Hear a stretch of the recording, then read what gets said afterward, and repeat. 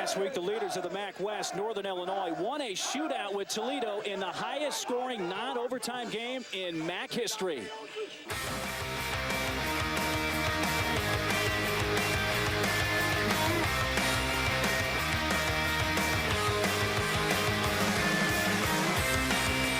Will the offenses accumulate points at breakneck speed again tonight? Buckle in with us for the MAC right now.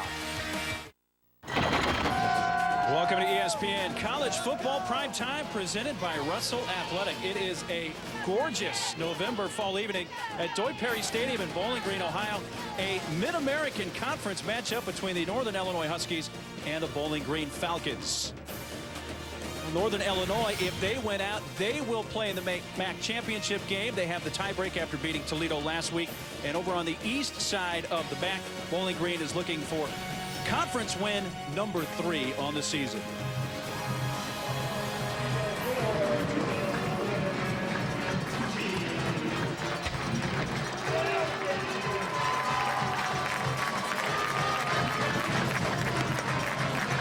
See the Bowling Green Falcons in their orange uniforms. The home team takes the field. Great to have you along with the first ever MAC Player of the Year, Ray Bentley. I am Mark Neely. Ray, what has made the MAC so wild, so unpredictable, and in the process so entertaining? Yeah, the Mad Mac. You know, I think it's a combination of things. First of all, you have really good skill players in the Mid-American Conference, quarterbacks, receivers, running backs. And then I think there's parity across the board. And then maybe defenses are down a little bit. So those offensive players have been taking advantage of it. Well, Northern Illinois' defense last week gave up 60. And won because quarterback Chandler Harness had 6 touchdown passes. But he doesn't only become a threat through the air. He really is a legitimate dual-threat quarterback. Yeah, he really is. Although I'll tell you, last week he played the best game of his career against Toledo. And he is a dual-threat guy. And believe it or not, opponents want to force him to throw the football. Well, be careful what you ask for, because he is extremely good throwing the ball, but an equal threat running the ball. But the thing that sets him apart is his ability to make decisions, make them fast, and make them right. Well, for Bowling Green last week, running back Anton Samuel was out with concussive symptoms. He is back this week, and he really has been one of the top freshman running backs, not only in the MAC, but in the nation. Yeah, you're right, in the entire country. He is a good one. As you said, Mark, missed last week. He is really valuable to this football team this week. I like the way he runs. He hits the hole perfectly. He can make you miss. He's a tough, hard-nosed type of runner. They're going to need him tonight in order to sustain drives and also keep the ball out of that potent Northern Illinois offense's hands. Well, catch your breath now. Last week's Northern Illinois game averaged 2 points a minute. The starter's pistol, also known as the kickoff in the MAC, goes off next.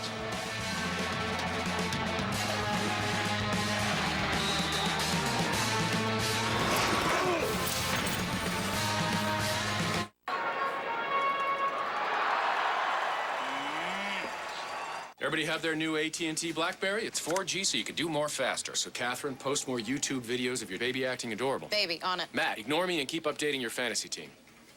Huh? Jeff, play a game. Turbo boosting now, sir. Dennis, check in everywhere you go on Foursquare. That's Mayor Dennis. Oh, the water cooler. You're the best. Liz, rock out to Pandora. Oh, no, I'm an only child. Well, Nick, you shouldn't even be here. You can do everything from the golf course. Good? Good. On AT&T, BlackBerry Torch moves at the speed of 4G.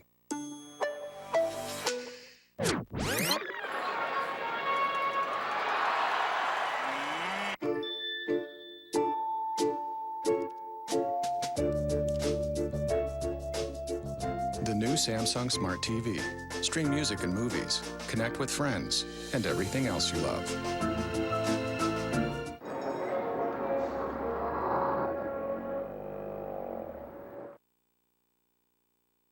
ESPN's College Football Primetime, brought to you by Chick-fil-A.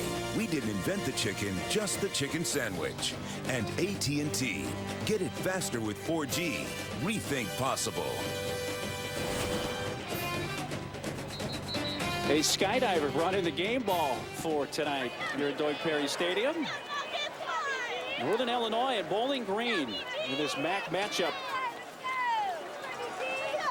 Now, Northern Illinois head coach Dave Doran in his first season. His prior 5 seasons, he was at Wisconsin. The last 3 as the defensive coordinator under Brett Bielema. Also time at Kansas under Mark Mangino. And for Bowling Green, Dave Clawson in his 3rd season here at Bowling Green. 44-year-old native of New York. A couple of good young coaches. You see the sign, Urban Meyer. Actually was a coach here for a little while at Bowling Green. 2001 and 2002, Urban Meyer was here.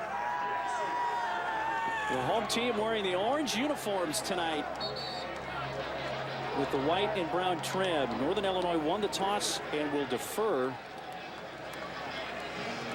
So Bowling Green will get the football first. You saw Boo Boo Gates back to receive this from Tyler Weedle, freshman kicker for Northern Illinois. I'm surprised Northern Illinois didn't want to receive after running the first 2 kickoffs back last week with Tommy Lee Lewis. But I guess they're going to save those fireworks for halftime, or for the second half. Northern Illinois 6-3, 4-1 in conference. Bowling Green 4-5 in conference, or 4-5 overall, 2-3 in conference. And we're ready to go from Bowling Green. Falcons and Huskies. Great to have you along for another MAC battle tonight.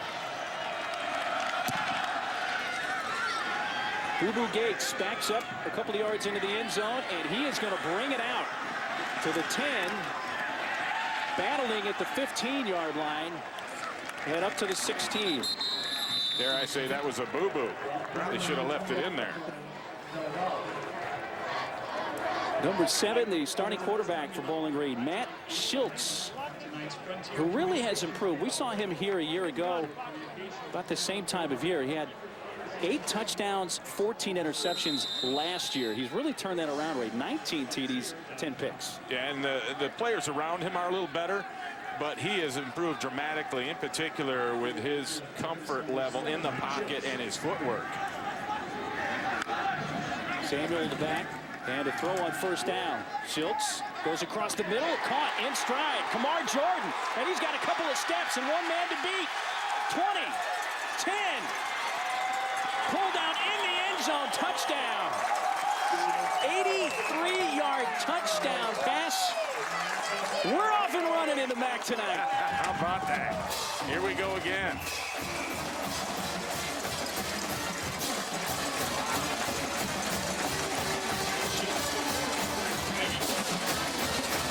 Bowling Green, Matt Schultz, the quarterback, throws himself a strike right off the bat to his top receiver, and Kamar Jordan. Boy, once he got behind that defense, nobody was catching it. 8th touchdown catch of the season for 5th-year senior Kamar Jordan. Steve Stein with the extra point out of the hold of Alex Bear, and up and through. And 21 seconds into the game, 7-0 Bowling Green. And you're going to see Schultz comfortable in the pocket, steps in, gets it over the hands of Pat Schiller, the linebacker, and Jordan just beat his man on an inside post route. That was Faustin, had the coverage, and you see it's almost like a little pick. You see him stutter a little bit there and then pick up the speed, and it's almost considered a double move. And when you can get that defensive back to stop and slow his feet, knowing that you're ready to hit the gas pedal, oh, that's a dangerous combination, and Kamar Jordan took full advantage of that one. 83 yards to the house. Well, now Northern Illinois will get a chance, and Tommy Lee Lewis going back to receive. And what did he do last week? The first 2 kickoffs he returned. The first one, 100 yards. The second one went for 95. And these were blocked extremely well, which is somewhat of a surprise because Northern Illinois was near the bottom of the MAC in kickoff returns going into that game. But they captured some lightning there in a bottle. And as you said, Tommy Lee taking it back. 2 in a row. Tommy Lee Lewis last week. We'll see if he's got it this week. Well, Lewis is going to come up and receive this at the 16-yard line. Tripped up, stumbles across the 30 to near the 32, 33-yard line. So Tommy Lee Lewis does not return the opening kickoff this week. Newsflash. There's number 12, Chandler Harnish. He's senior quarterback for Northern Illinois. 6 touchdown throws last week. But he's also the leading rusher on this team, averaging 97 yards per game on the ground running. The leading rushing quarterback in the entire country. And he'll do a lot of it on designed quarterback runs. He's also an effective scrambler. Keeps it. Fake the handoff to Hopkins. Slings it out, and it's caught. Brought up across the 40 near the 45-yard line. Luke Ekis. And Harnish took some punishment on the first play. And this is one thing you don't want if you're Northern Illinois. You don't want your quarterback getting beat up. And that's Dwayne Woods, who is going to be in charge of spying Chandler Harnish throughout the evening. And he's up 1-0 as far as getting hits on the quarterback. So after a gain of 13, first down. Harnish play fake again and has him wide open. Complete Willie Clark. He's heading to the end zone. And Northern Illinois responds in 2 plays and are an extra point away from tying this game.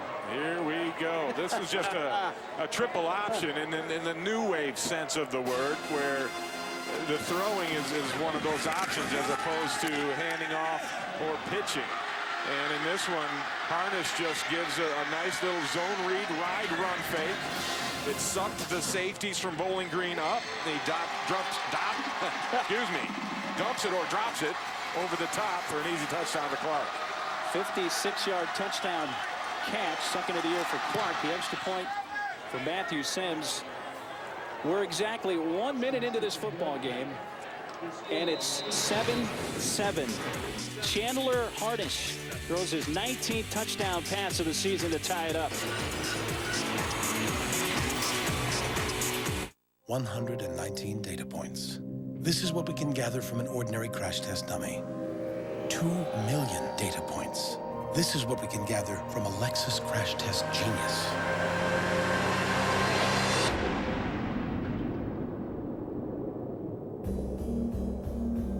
When you pursue industry-leading safety, you don't just engineer breakthroughs in simulation technology. You engineer amazing.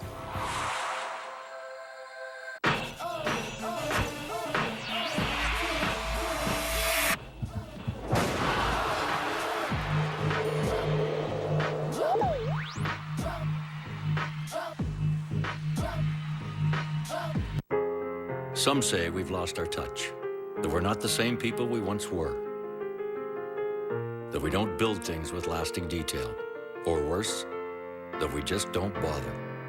Really, we the people who built a country, who rely on ourselves to get things done? Well, there's really only one way to tell if we've lost our grip. Next time you see someone wearing Carhartt, just shake their hand.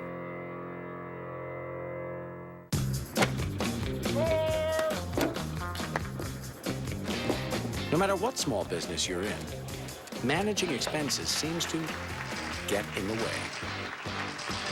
Not anymore. Inc., the small business card from Chase, introduces John, an on-the-go expense app made exclusively for Inc. customers. Custom categorize your expenses anywhere. Save time and get back to what you love. The latest innovation only for Inc. customers. Learn more at chase.com/Inc. Now hard to reach is never out of reach. The next generation Craftsman Auto Hammer. A new articulating head. Superior access. Only Sears has over 25 Next-Tech tools now all on sale. Craftsman. Trust in your hands. The unbeaten Cardinal hosts division rival Oregon in a high-stakes top 10 showdown with Pac-12 and national championship implications. Saturday Night Football. Oregon, Stanford. Saturday at 8 on ABC. College football lives here. College football in high definition is presented by Vizio. Tied at 7, 1 minute into the game. Ray, I can't even count that high to think what kind of pace we're on at this moment, but nonetheless, Chandler Harnish needed 2 plays to get his team in the end zone, eating up 69 yards, and Bowling Green, the 83-yard touchdown catch and run for Kamar Jordan. One there and one there. You check off the first drives for each of these teams. I don't think you oversold the offense there at the top, Mark. I don't believe you did. You tried. At least not through the first minute, anyway. Boo Boo Gates and Stephen Dunlap back deep for Bowling Green. And from the goal line, Boo Boo Gates once again. 20 spins to the 25, up near the 27-yard line.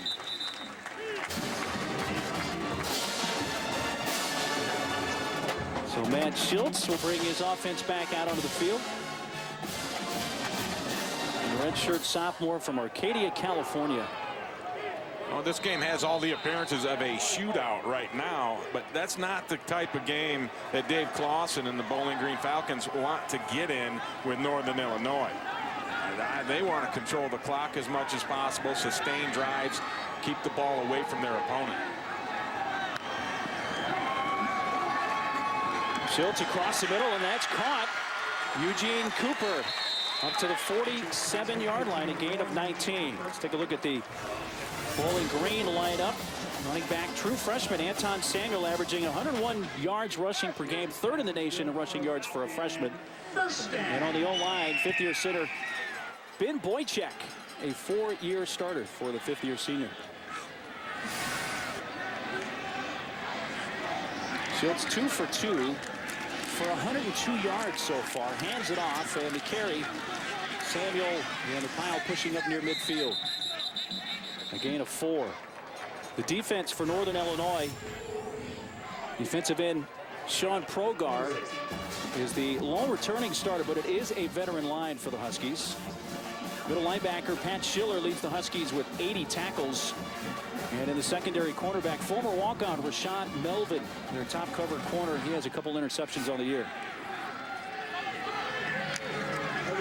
Second down and 7, fakes the handoff to Samuel, swings it out to Kamar Jordan, who's tripped up just inside Northern Illinois territory by Rashawn Melvin.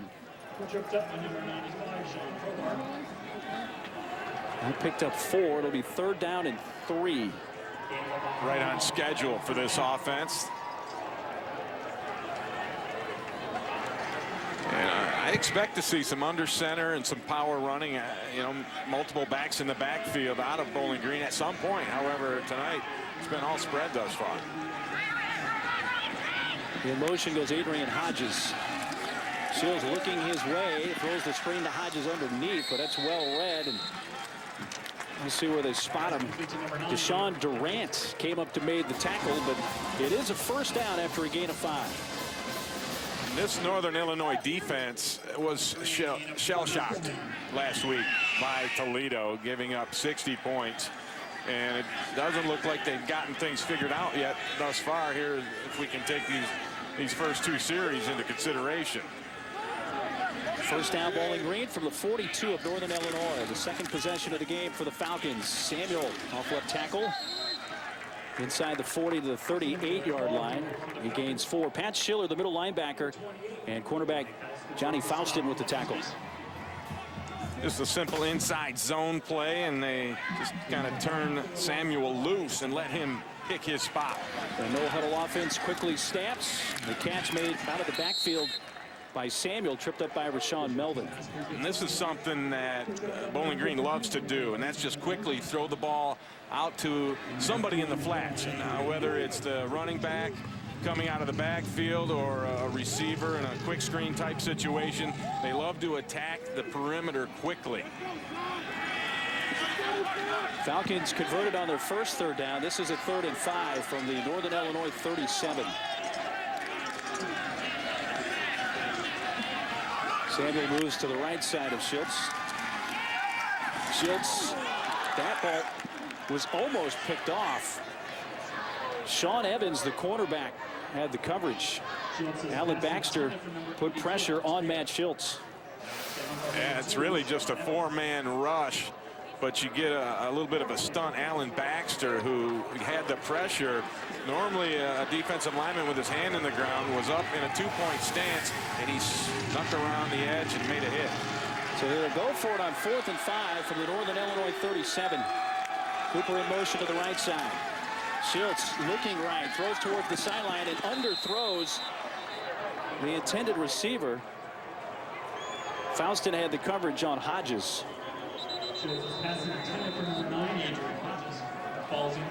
So we're going to see a punt, believe it or not, with 10:46 to go, but they'll turn it over on downs after the fail to convert on 4th down. Huskies ball when we come back.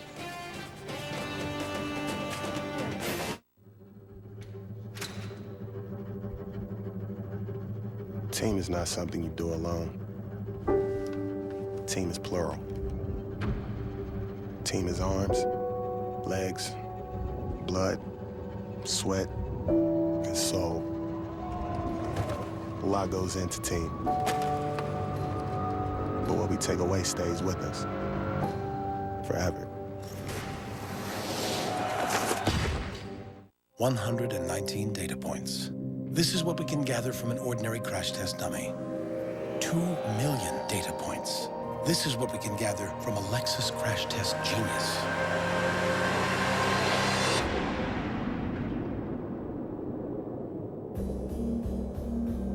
When you pursue industry-leading safety, you don't just engineer breakthroughs in simulation technology, you engineer amazing.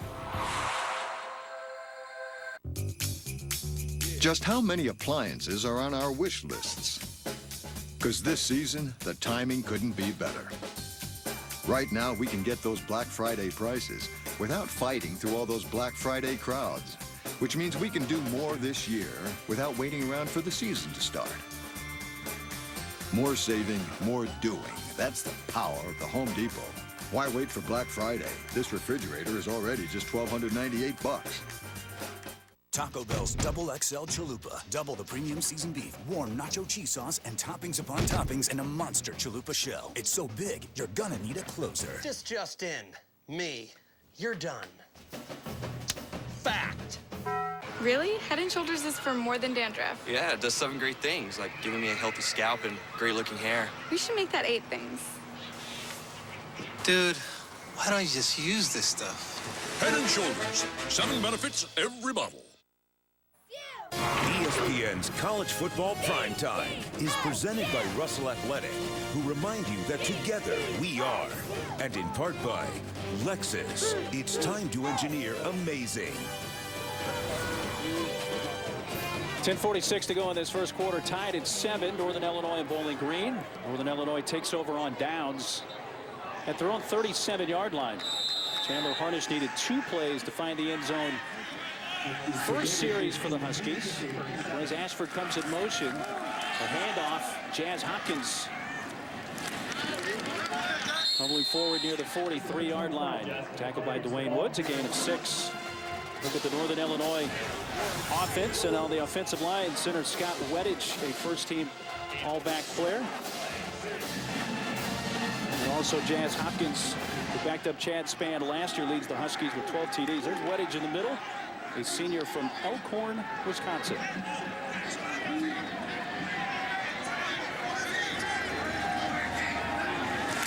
Second down at 4. Straight ahead, room, Hopkins. Tackled at the 48-yard line of Bowling Green. That picks up 8. It was Aaron Foster who was able to bring him down. Look at the Bowling Green defense. Defensive tackle Chris Jones, 91. Watch for him. He leads the MAC with 7 sacks. Middle linebacker Dwayne Woods. He is the Falcons' leading tackler. And a quarterback, Cam Truss, the best covered corner. Hit off his own man. Who are we going to give the tackle to? The fullback Cameron Bell knocked Hopkins down. No gain. Yeah, that's one of those team tackles, if you will. But Bell's a big man. 6'2", 250. You run into him and you're going to get thrown out of the saloon. And right there, that's exactly what happened to Jazz Hopkins. So second down at 10. 3 receivers to the right for Harnish. Likes to work backside on that. And he does indeed. Throws to the sideline at the 40. A 7-yard pass completion to Anthony Johnson. And the aforementioned Cameron Truss had the coverage. Yeah, you see a lot of that in this offense. Matt Canada, the offensive coordinator for the Huskies, he'll set a lot of guys over to one side, and then that creates one-on-one matchups on the weak side, which they have right down here. First third down opportunity for the Huskies. 3rd down and 3. Harnish looking right now, rolling right.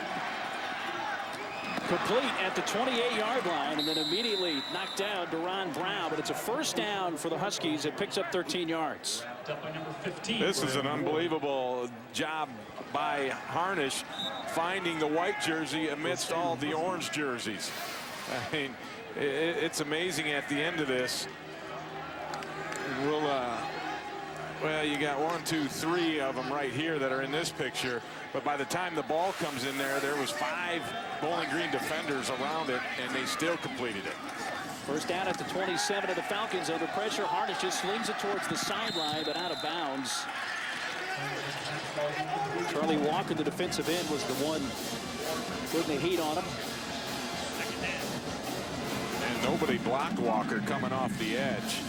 So he was basically Chandler Harnish's man to take care of it. Wasn't able to do so, at least not able to get an accurate pass out of there. Just got rid of the football. Saw last week 9 different receivers. So he distributes the ball to a variety. Pass catcher. Equal opportunity passer. Daniels is split up wide to the left, but it's a run. Jamison Wells, 16-yard gain. Down near the 10. Aaron Foster eventually caught up to him. Number 23 and 15, Rylan Ward. Just a jet sweep. They bring Wells in off the bench to run that play and outflanked the Falcon defense. They did not adjust to that. You got to adjust to that when you got a guy flying from the edge. And a jet sweep look. Here's the 8th play of this drive. Ekus goes in motion. Harnish look right now. He's going to run left. Keeps it inside the 5 and ankle tackled down at the 2-yard line. This is one of those designed runs for Chandler Harnish. And he's going to get a couple of guys, actually 3 guys going into the hole. They pull the big guard, Joe Pollock, from around the other side. They lead both backs into there. So that's just power football with the quarterback carrying the ball.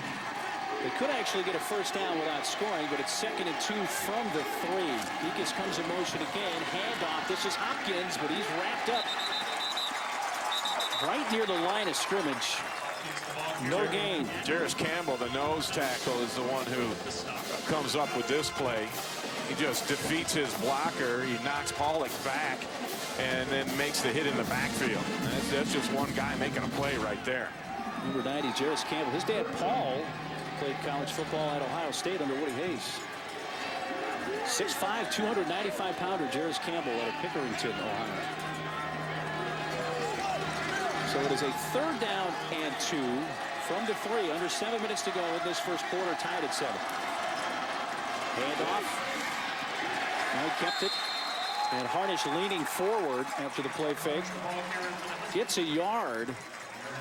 So they're at an interesting spot here, Ray. It's 4th down. Yeah, and they're going to go for it, and they're going to hurry up and snap the football. So Harnish under center is going to keep it again. He doesn't have to get in the end zone for a first down.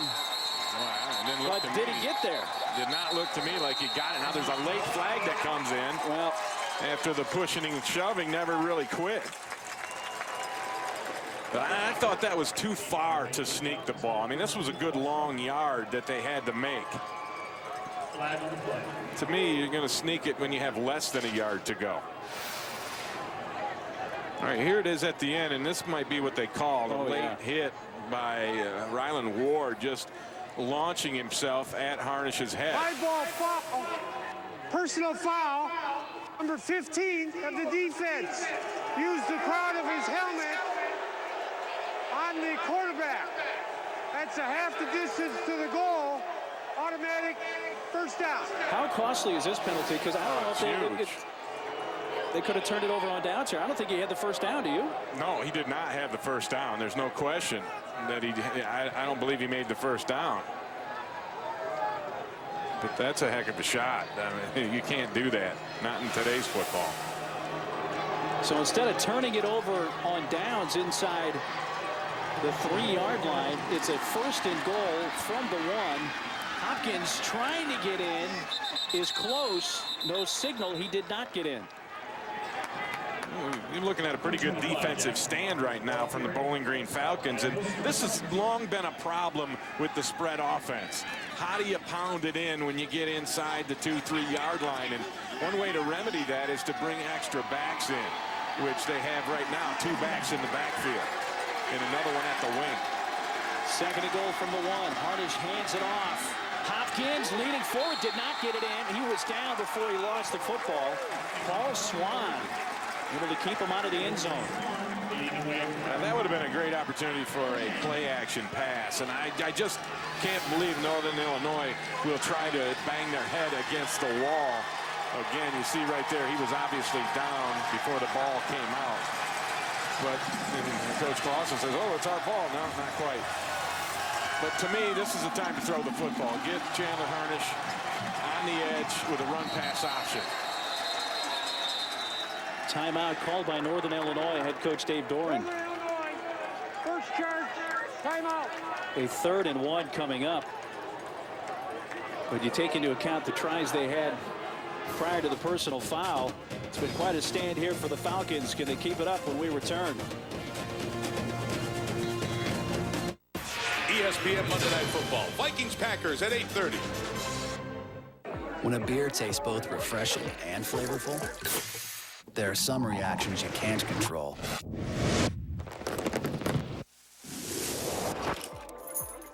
And some you can. Please drink responsibly. Now hard to reach is never out of reach. The next generation Craftsman Auto Hammer. A new articulating head. Superior access. Only Sears has over 25 Next-Tech tools now all on sale. Craftsman. Trust in your hands.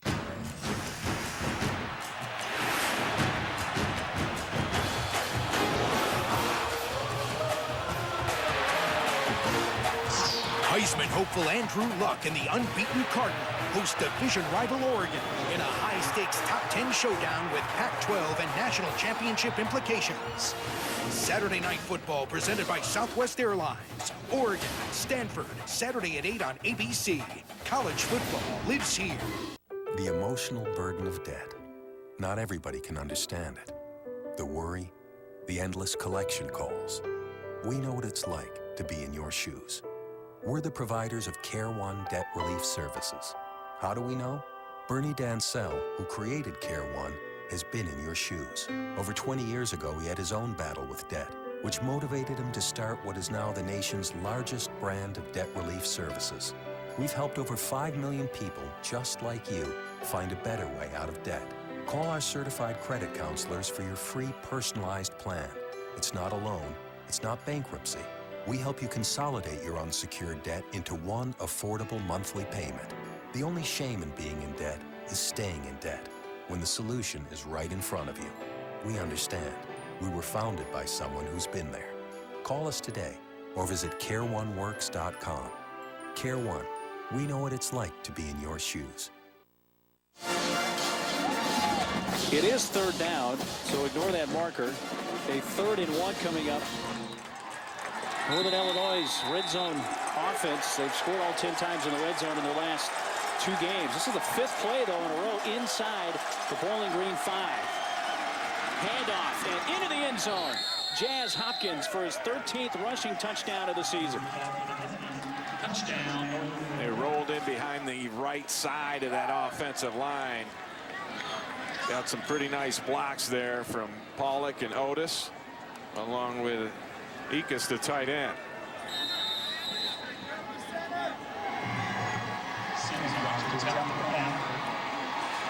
Point after attempt from Matthew Sims, a sophomore out of Hannibal, Missouri. That was a marathon drive compared to the first 2.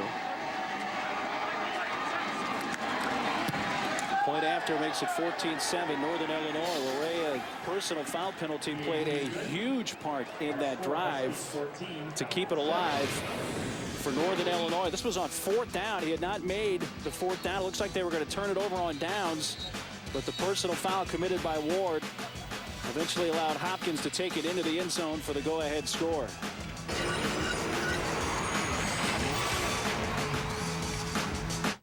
It's all in front of you. The options, possibilities, experiences, and it's all at BGSU. Credentials, mentors, resources, education that paves the way to all the places waiting to be discovered when you take on the world. Bowling Green State University. Education that challenges, inspires, and empowers.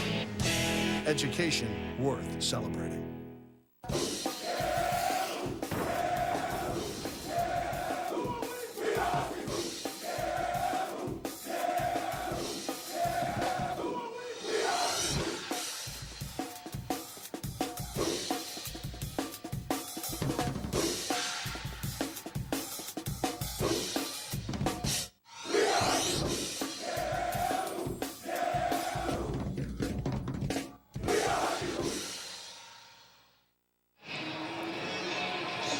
5 minutes to go in this first quarter. Northern Illinois leading Bowling Green 14-7. On a very seasonably warm evening here in Bowling Green, Ohio. It was almost 70 degrees here today. Wish I'd have known I'd have brought the golf clubs down here with me. Still 65 degrees. And after 8:30 local time. Tyler Weedle to kick off for Northern Illinois. Boo Boo Gates back at his own goal line.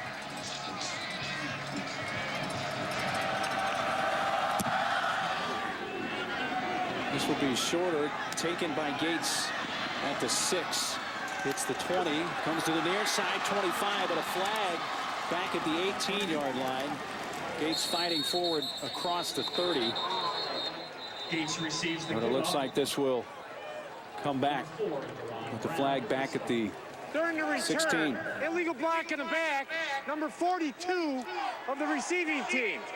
10-yard penalty, spotted a foul, first down. Chris Pullman called for the block in the back. Well, 4 of the top 7 teams playing on the ESPN networks this Saturday. Number 2 Oklahoma State against Texas Tech, noon on ABC. Western Kentucky against top-ranked LSU, 7 Eastern on ESPNU. Third-ranked Alabama against Mississippi State, 7:45 on ESPN. And 7th-ranked Oregon and 4th-ranked Stanford at 8 Eastern on ABC. That's going to be a great ball game. The high-flying, fast-paced Oregon offense against Andrew Luck and Stanford Cardinal offense. Could be a high-scoring ball game. It might look like a MAC game. Yes. They start at their own 8-yard line, and Schultz has it complete to Jordan. He staggers across the 20 to the 21, a gain of 12. Good timing on this route, and the whole thing that set it up was the good play action. And now here's one of those bizarre formations that they run right down here. You've got a lot of 5 receivers Falcons over there. Usually they do a quick screen out of this, but this tackle's eligible up top. Samuel comes in motion into the backfield, leaving 4 receivers on that side, and Samuel takes the handoff off left tackle to the 26-yard line for 4 yards. Johnny Fausti came up to make the hit, along with Michael Santa Catarina. Santa Catarina getting to start at one of the linebacker spots tonight as Jamal Bass, the starter, suspended for 1 game due to an incident with a band member from Toledo before the game last week.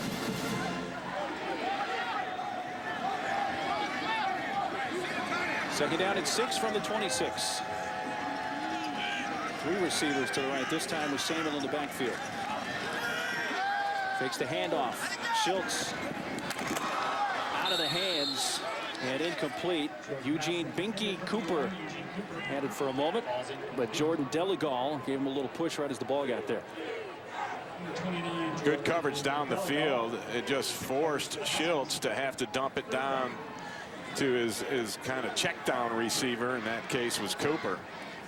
But you see a lot of bizarre formations from Warren Ruggiero, the offensive coordinator. He calls them trashy plays, trashy formations, and we'll see some more of that before the night's out.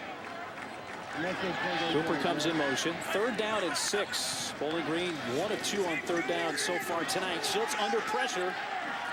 Dumps it off, but immediately dropped by Sean Evans with Samuel, who came out of the backfield. The defensive line for Northern Illinois is confusing Bowling Green by not getting down into a 3-point stance. In this last play, they had 1 guy in a 3-point stance, and the rest of them were just milling around. And Trogar was the guy who ended up with the pressure.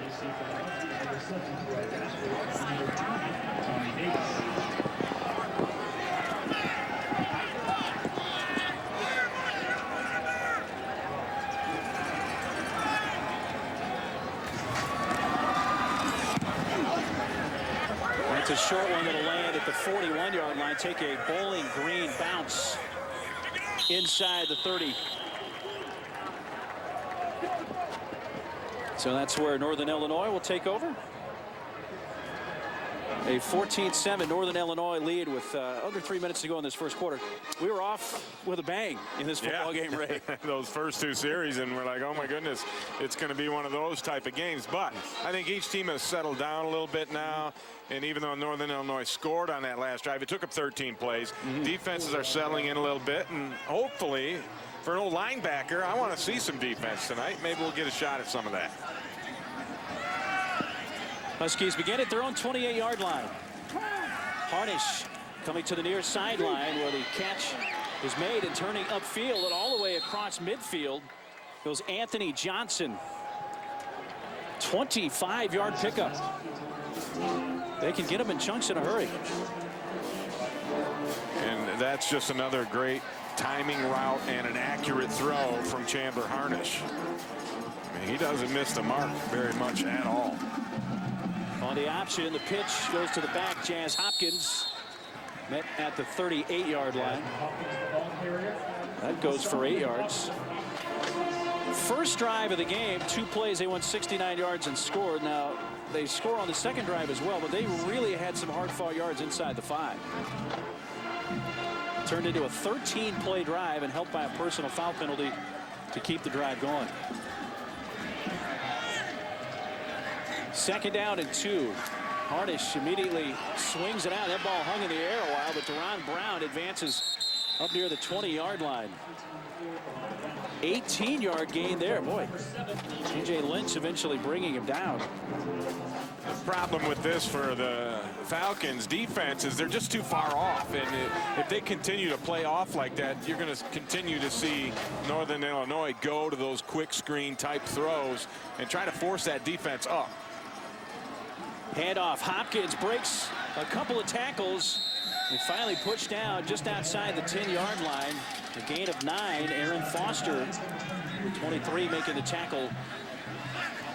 A lot of people love to talk about Chandler Harnish and his abilities, and rightly so, but this offensive line for Northern Illinois is outstanding. They've got 4 fifth-year seniors and then a 4th-year junior in his starting offensive line, and they're as good as it gets in the MAC. Daniels is the back. He takes the handoff, running right, and with the stiff arm cannot turn the corner. Aaron Foster took that stiff arm but ushered him out of bounds. That's no gain.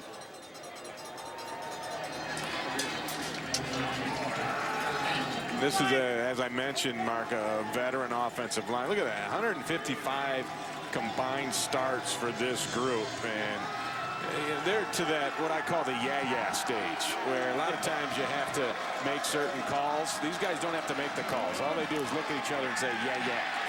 3rd and 1, Harnish keeping, and he has the first down. Great play fake, but he kept it himself. DJ Lynch with the tackle, but a gain of 5, and it's a first down. Well, this was really well executed by Harnish. Well, the first thing he does is set up almost like it looks like he's going to throw. Then he sticks the ball out, rides it with his eyes on the edge of the defense, and it's a simple read, simple concept, really. If he feels he can beat the defense around the edge, he'll pull that football. If there's people waiting for him on the edge, he'll just hand it off.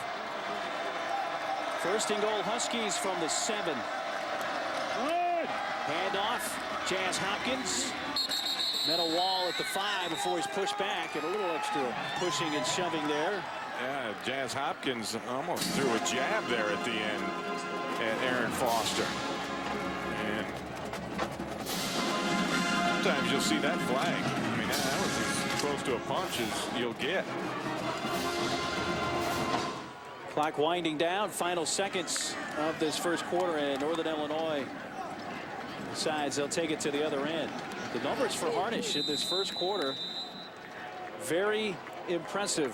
132 passing yards for Harnish, and the second quarter coming up.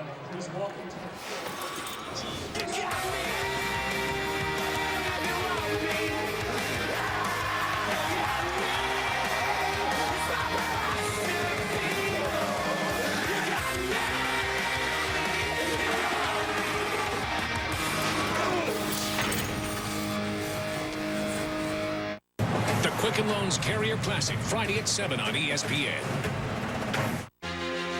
Provocative. Unexpected. defiant. The 42-mile-per-gallon CT Hybrid from Lexus. The most fuel-efficient luxury car available. And just what you need to forge your own path. This holiday, it's time to light up the barbie. So sail into Outback for a limited time. Try our sirloin with shrimp for just $11.99. Or treat yourself to our prime rib and lobster tail. And purchase $100 in gift cards, get a $20 bonus card free. It's always fresh in the Outback. They're here, the hottest new machines of 2012, just in time for the Polaris Holiday Sales Event. Get financing as low as 2.99% on all Polaris ATVs and side-by-sides, plus rebates up to $1,000. Incredible deals on Legendary Sportsman, Powerful Rangers, and razor-sharp razors. Hurry to your participating Polaris dealer before December 31st for financing as low as 2.99% and rebates up to $1,000. Get the details at Polaris.com.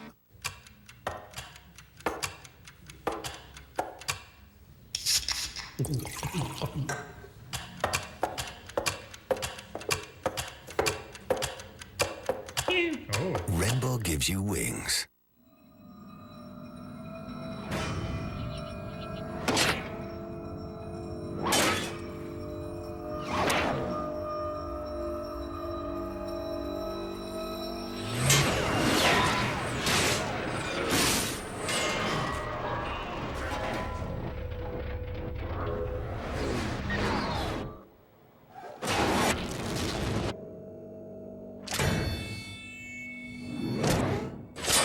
Capital One's new cash rewards card gives you a 50% annual bonus, so you earn 50% more cash. According to research, everybody likes more cash. Well, almost everybody. Would you like 50% more cash? No. But it's more money. The new Capital One Cash Rewards Card. The card for people who want 50% more cash. What's in your wallet? Whoa! The first generation of 3D TV. It had to get better.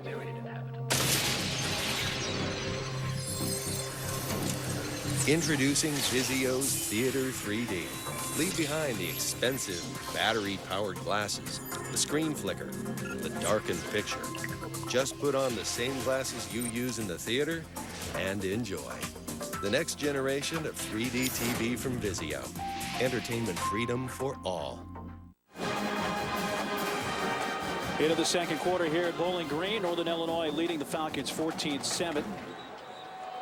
339 combined total yards in that first quarter. 198 of those from Northern Illinois. And they have it second and goal from the 4, Bowling Green.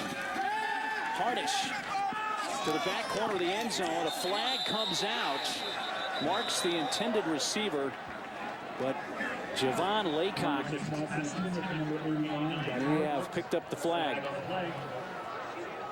Our referee tonight, Dennis Lipsky.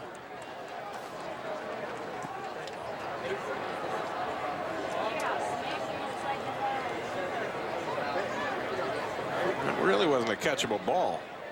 Pass interference, offense, number 89.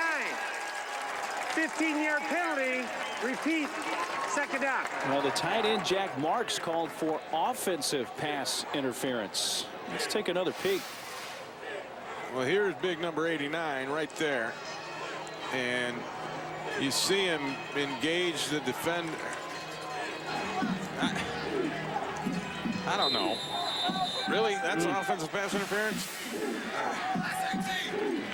I don't know. I guess it is if that's what they called it. Looked innocent to me. Harnish gets it back inside the 10 after the penalty. And he's so good just when he decides to run the football. He hits the hole, and he has a knack for finding where to run. And then he's powerful, too. I mean, he's the size of a fullback at 6'2", 221. He's not an easy guy to bring down. Well, that gained 12, so it's third and goal from the 6. 4 receivers stacked up there on the right side. That's the guy they're looking for, that. That's Clark. We just saw the circle. And looking his way. Clark goes up, incomplete.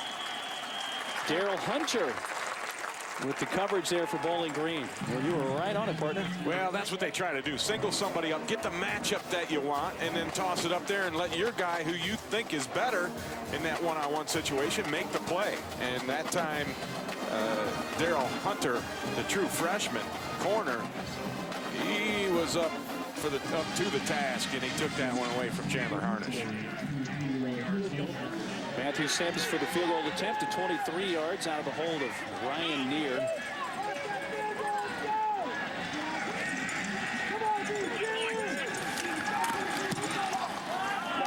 Straight through for Sims, and it makes it a 17-7 game. So they're at more than a point a minute right now. Got it going. Yeah.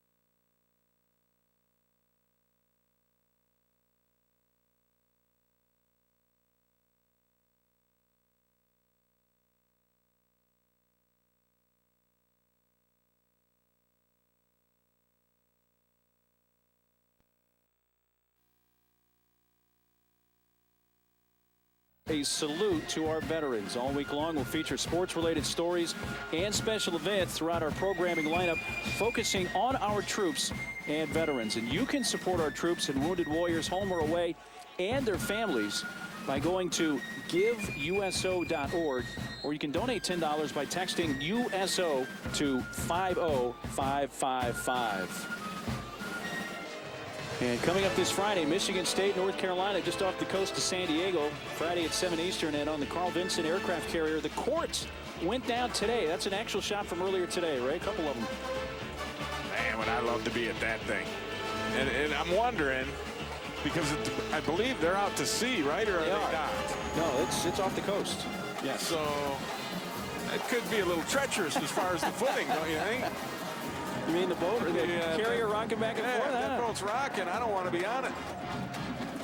I don't like to go out there on the high seas. I get seasick in a second. Almost a minute gone here in this second quarter. Tyler Weedle, who's a freshman from McFarland, Wisconsin. Boo Boo Gates comes up to his own 20 to receive that short kickoff. Angles left, turns upfield, 30, 35, pulled down at the 40-yard line by Deron Brown. He's a wide receiver playing special teams. Well, Thursday night, first place in the ACC Coastal Division is on the line as Logan Thomas and the Virginia Tech Hokies is at Tevin Washington and the Georgia Tech Yellow Jackets. College football primetime served by Applebee's on ESPN and ESPN3, and also streaming live on WatchESPN.com and the Watch ESPN app. Thursday night college football lives here.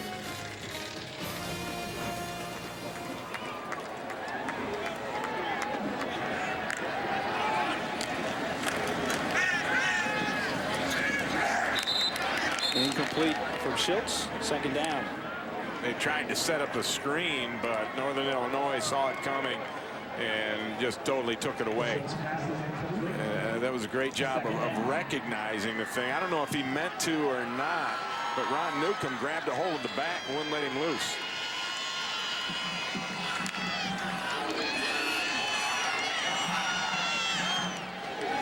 Jordan goes in motion. Three receivers now on that right side. The handoff, Samuel up to the 48. Let's get an update from the studio. All right, thanks, Mark. Western Michigan and Toledo, as you can see it on ESPNU. Terrence Owens will dump pass to Adonis Thomas and rumble, young man rumble. He'll go 40 yards. Toledo trailed 14-0. This made it 14-all, and they just scored on a fumble recovery. They're now up 21-14. Back to Mark and Ray. And thanks very much. Sounds like a typical MAC game going on over there, too. We know what that's all about. Eugene Cooper in motion. Schultz swings it out. Samuel out of the backfield. Gets to midfield and to the 49 of Northern Illinois. He gains 4. Johnny Faustin came up to wrap him up. And he picks up the first down, which is very important for this Bowling Green offense to sustain a drive here. And that's really a great play at the end by Samuel, knowing where the yard to make was, and then extending and dragging that defender, Faustin, to the yard to make and beyond. So Samuel lining up wide left. The tight end, Bear, goes in motion to the right.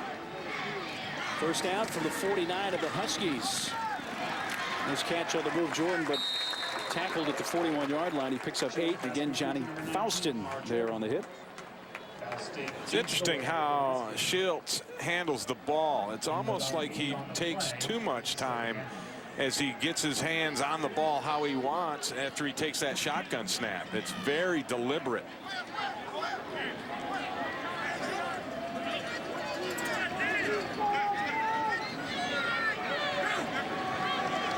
Now they look to the sideline.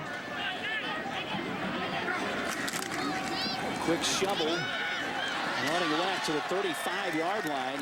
Inside the 35 to the 32. Samuel tackled by Deshaun Durant. There's Durant, who's a redshirt freshman out of Charlotte. Vance High School in North Carolina. First down run. They're up to the 33-yard line of Northern Illinois. they're getting the ball in Samuel's hands on this drive, whether it be by throwing it to him or handing it to him. He's the horse. True freshman Anton Samuel fake the pass, give it to Samuel. Met at the 33-yard line, gains only about a yard. Michael Santa Catarina, one of the first to come up to make contact. And Jefferson with the stop for Northern Illinois. Good job by the linebackers on that play of keeping everything in front of them and recognizing that it was a draw.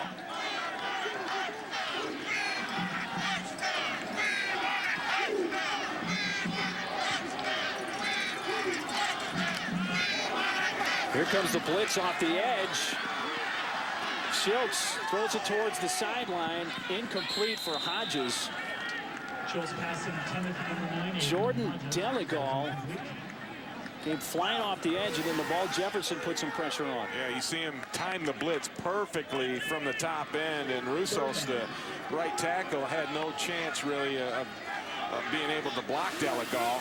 And initially, a nice job of avoiding by Schultz, but then he kind of panicked a little bit. Falcons 2 of 4 on third down. This is a 3rd and long. At the 32-yard line. Again, the blitz picked up. Caught by Cooper. Going to be well shy of the first down, 4 or 5 yards shy. Picked up 5 yards, but it will be 4th down. And are they in that gray area right here, Ray, where they go for it again, or do they? I think you go for it again, because field goals are not going to help you in a game like this, the way Northern Illinois has been going for it, and besides the way they've been scoring. And Bowling Green hasn't made a field goal over 40 yards all year. 0 for 2 between the 2 kickers that they've used. So they're not a good long field goal team anyway. Yeah, Steven Stein and Kyle Burkhardt each have a long of 39 yards this year, the 2 field goal kickers. Hodges goes in motion. This is 4th down and 5 from the 28 of Northern Illinois. The blitz on Schultz going towards the end zone for Jordan. A lot of contact and incomplete. They started jockeying around the 10-yard line, and Rashawn Melvin was step for step with Kamar Jordan, and Bowling Green turns it over on downs. So 10-13 to go till halftime. A 10-point lead for the Huskies.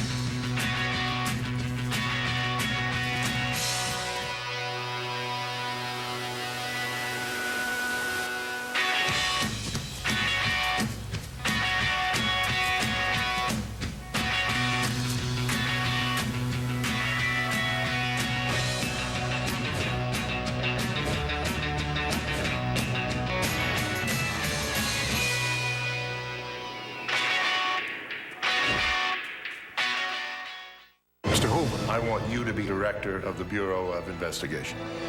The president is afraid. Afraid of you? What determines a man's legacy is often what isn't seen. J. Edgar, rated R. Exclusive engagements Wednesday, everywhere Friday. The craving for chocolate is all grown up.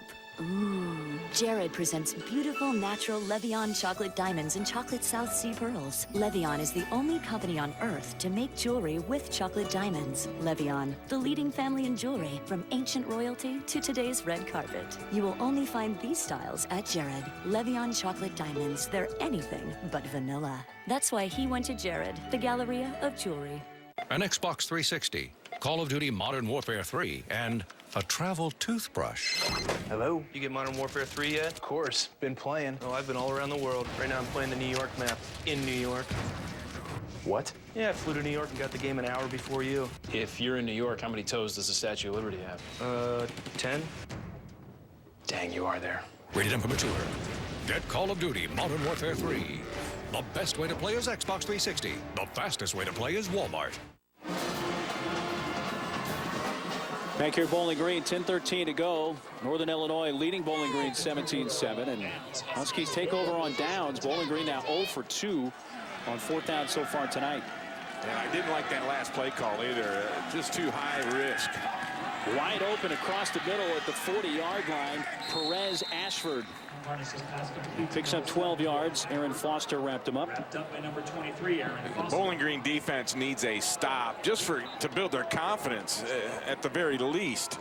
3 possessions now for Northern Illinois, and each of them they've scored on. First catch of the night for Ashford in his 31st of the season.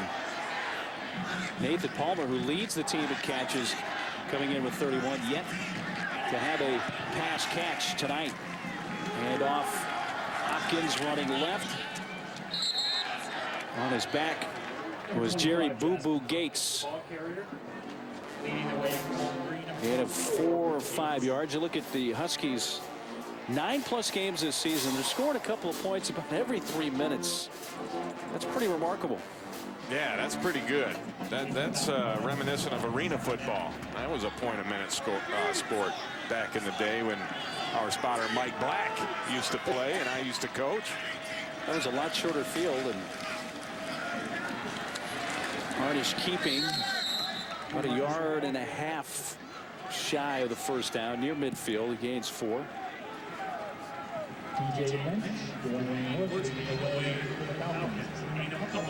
Well, the last time these two schools basketball teams met, it was a 74-54 game.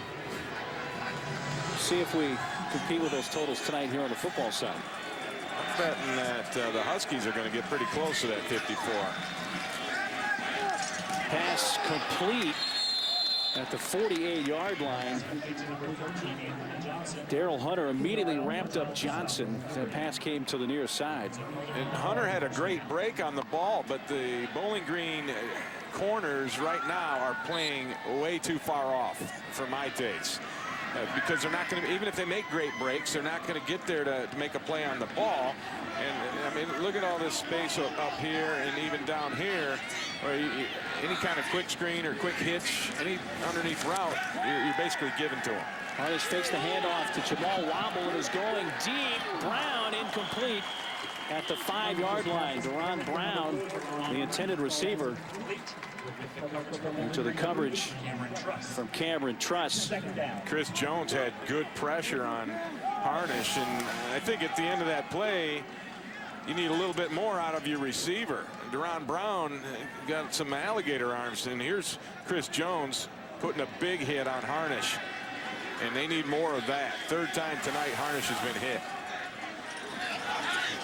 2nd down and 10 at the Bowling Green 47. Daniels comes in motion in the backfield. They swing the pass out. It's caught and advanced up near the 45-yard line by Nathan Palmer, who picks up his first catch of the game and number 32 on the season. Stop for Boo Boo Gates, a gain of 3. This was really a real nice job of coming up and playing that by Boo Boo Gates, who got the name Boo Boo from his aunt, who didn't like the first name Jerry, his given name. So she said, "I'm going to call you Boo Boo." And it stuck. Thought maybe she didn't like the name Boo Boo and was going to call him Jerry. But other way around. Interesting guy. Complete. Palmer, back-to-back catches for Palmer, but he's 3 yards shy of the first down. Ted Ouellette, number 93, made the tackle, but now he's on his back holding his left knee. Yeah, delayed reaction from Ouellette after the play. It's kind of weird because he got up and then quickly grabbed his left leg.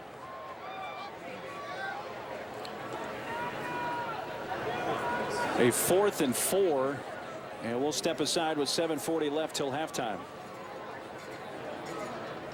Taco Bell's Double XL Chalupa. Double the premium seasoned beef, warm nacho cheese sauce, and toppings upon toppings in a monster chalupa shell. It's so big, you're gonna need a closer. This just in. Me. You're done. Fact. Now hard to reach is never out of reach. The next generation Craftsman Auto Hammer. A new articulating head. Superior access. Only Sears has over 25 Next-Tech tools now all on sale. Craftsman, trust in your hands. Creating a business website is easy. Whether you're a lawyer, a photographer, or a beauty salon.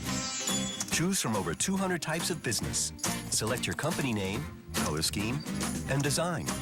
Done. Customers will find you everywhere. Changes? Anytime. Revise content, layout, and upload your own pictures. 1-in-1 My website. Try it now for free. 1-in-1.com. Well, Teddy Lent did get up under his own power and walked off to the Bowling Green bench.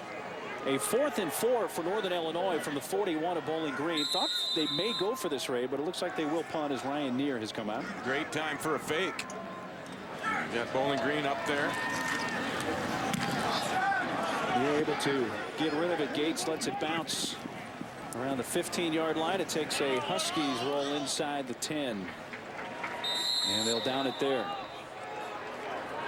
Celebrating its 7th year sponsoring the Good Hands Field Goal Nets, Allstate makes contributions to participating universities' general scholarship funds for each field goal and extra point kicked. To date, Allstate has contributed more than $2.5 million in scholarship monies.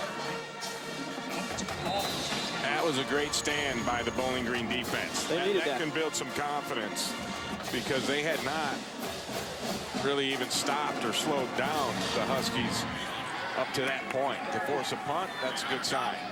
Their offense, though, starts at their own 8-yard line. Trailing by 10 and 7:21 to go till halftime.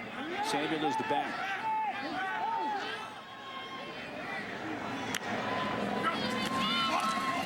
Schultz, near side pass a little high and incomplete at the 15-yard line. Kamar Jordan, the intended receiver. Jordan had the 83-yard touchdown reception to begin the scoring tonight inside the first 20 seconds of this game. But since then, 17 unanswered points from Northern Illinois.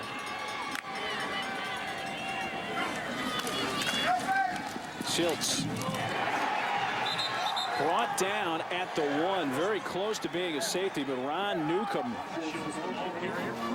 now has 3 sacks on the season. That's a loss of 7. Newcomb just hits a spin move and gets home. Watch him right here. He'll spin right back into your picture.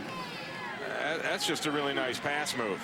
Pass rush move. He beat Chip Robinson just one-on-one with the guard. So what do you call 3rd and 17 from your own 1? Quick kick. No, I don't believe in that. Handoff, getting out of his own end zone. Samuel up near the 5.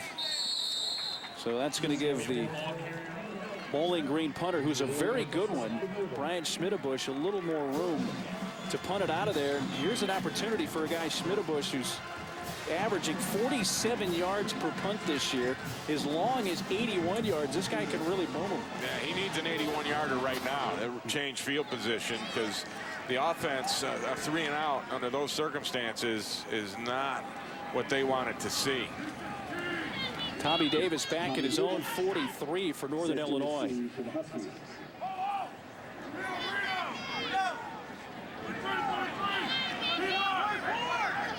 Schmidtbush standing right near the back of the end zone. He booms one.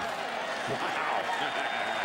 All the way back to the 26. It'll take a Bowling Green roll and be down at the 21. And that brings these fans to their feet. That was an awesome bomb. Schmidtbush, 73-yard punt, no return. Sunday NFL Countdown, now at 10 a.m. on ESPN. Rated M for mature.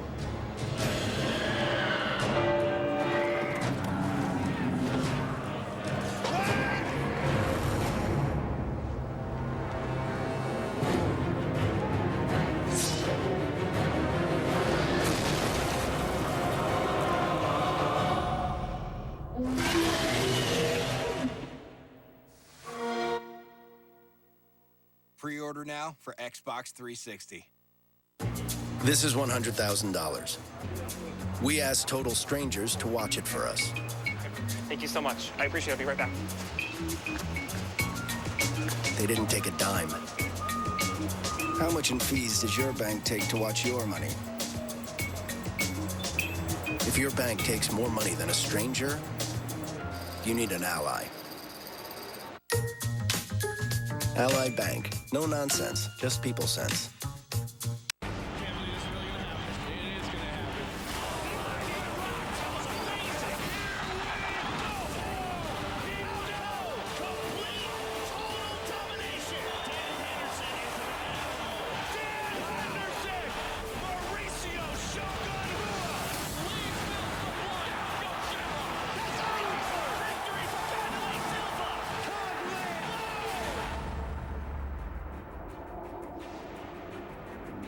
My electric bill was breaking the bank.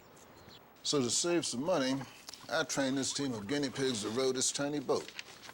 They generate electricity, which lets me surf the web all day. Took me 6 months to train each one, 8 months to get the little chubby one to yell row. It's kind of strange. Such a simple word. Row.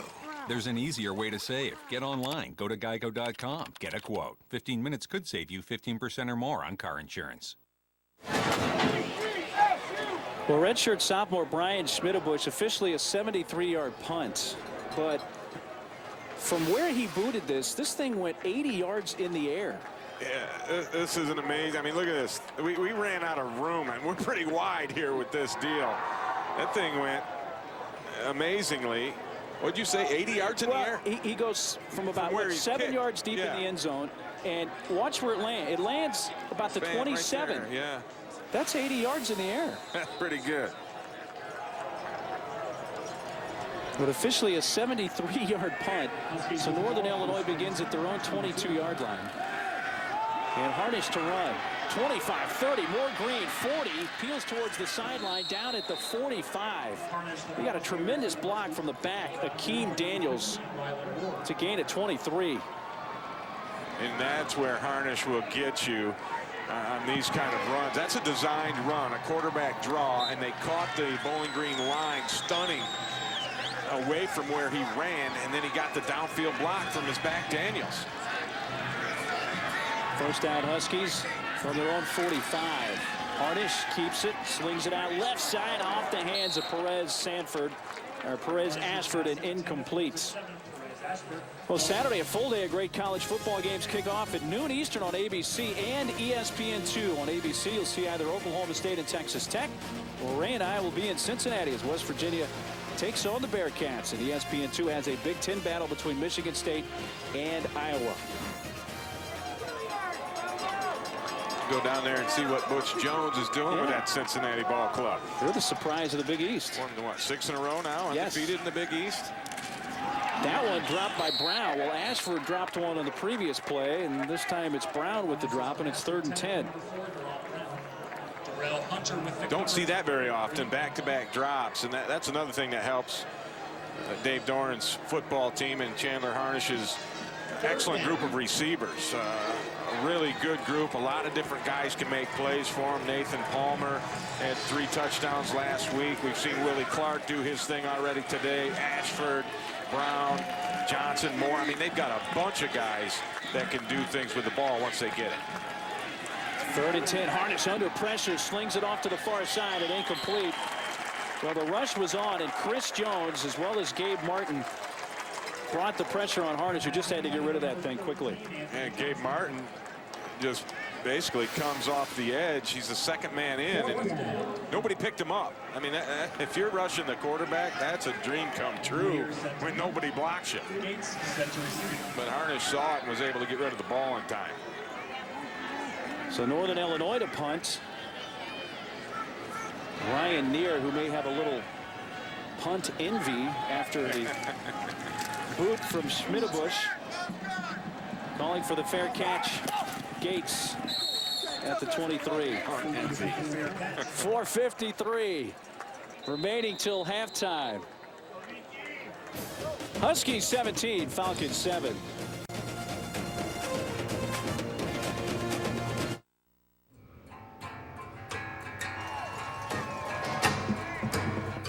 We are visitors, underdogs, party crashers. Even though it's November, a pleasant night here in Bowling Green, Ohio, where the Falcons, the host team, trailing Northern Illinois 17-7, 4:53 left till halftime. Jamel Martin in the backfield this time, as the Falcons begin at their own 22. Schultz slings it, dropped at the 33-yard line, out of the hands of Binky Cooper. Well, here's a look at the possessions tonight for the Falcons. Most recent to the first, where they scored on just one play, went 83 yards. Since then, turned it over on downs twice and punted twice, right? Yeah, they're not going in the direction they want to. And, you know, it's been one little breakdown here, there, and not enough consistent play across the board right now. I don't think it's anything Northern Illinois is doing. Schultz passes behind Kamar Jordan, who initially made a double move there, cut towards the sideline and then back to the middle, but the pass was well behind him. Ron Newcomb and Frank Boenzi were pressuring the quarterback Schultz. And Schultz sometimes will revert back to some of the things he was doing last year, and that's having happy feet and not being comfortable in the pocket, and he did in that on that last play. Schultz played a lot of last year injured, had a shoulder injury as well. This is 3rd and 10 and incomplete. Langer the marker at the 32-yard line. Again, Schultz winds up on his back due to Sean Progard. And another 3 and out, or a 3 and out this time for Bowling Green. And Northern Illinois is getting pressure on Schultz without having to bring extra guys. Their front four is doing a nice job of rushing the quarterback so far tonight, and they're doing it with their defensive linemen standing up. We've got another chance for a bomb. Yeah, Schmidtbush, who had a 73-yard punt last time. This is received by Ashford at the 29, and he's wrapped up. No return. Brought down on the play by number 11, Javon Laycock with the tackle on special teams. So nothing special on that punt. 49 yards. Okay. Oh, hum. Yeah, all right. Well, once you see something go 80 yards in the air, I mean, that was mind-blowing.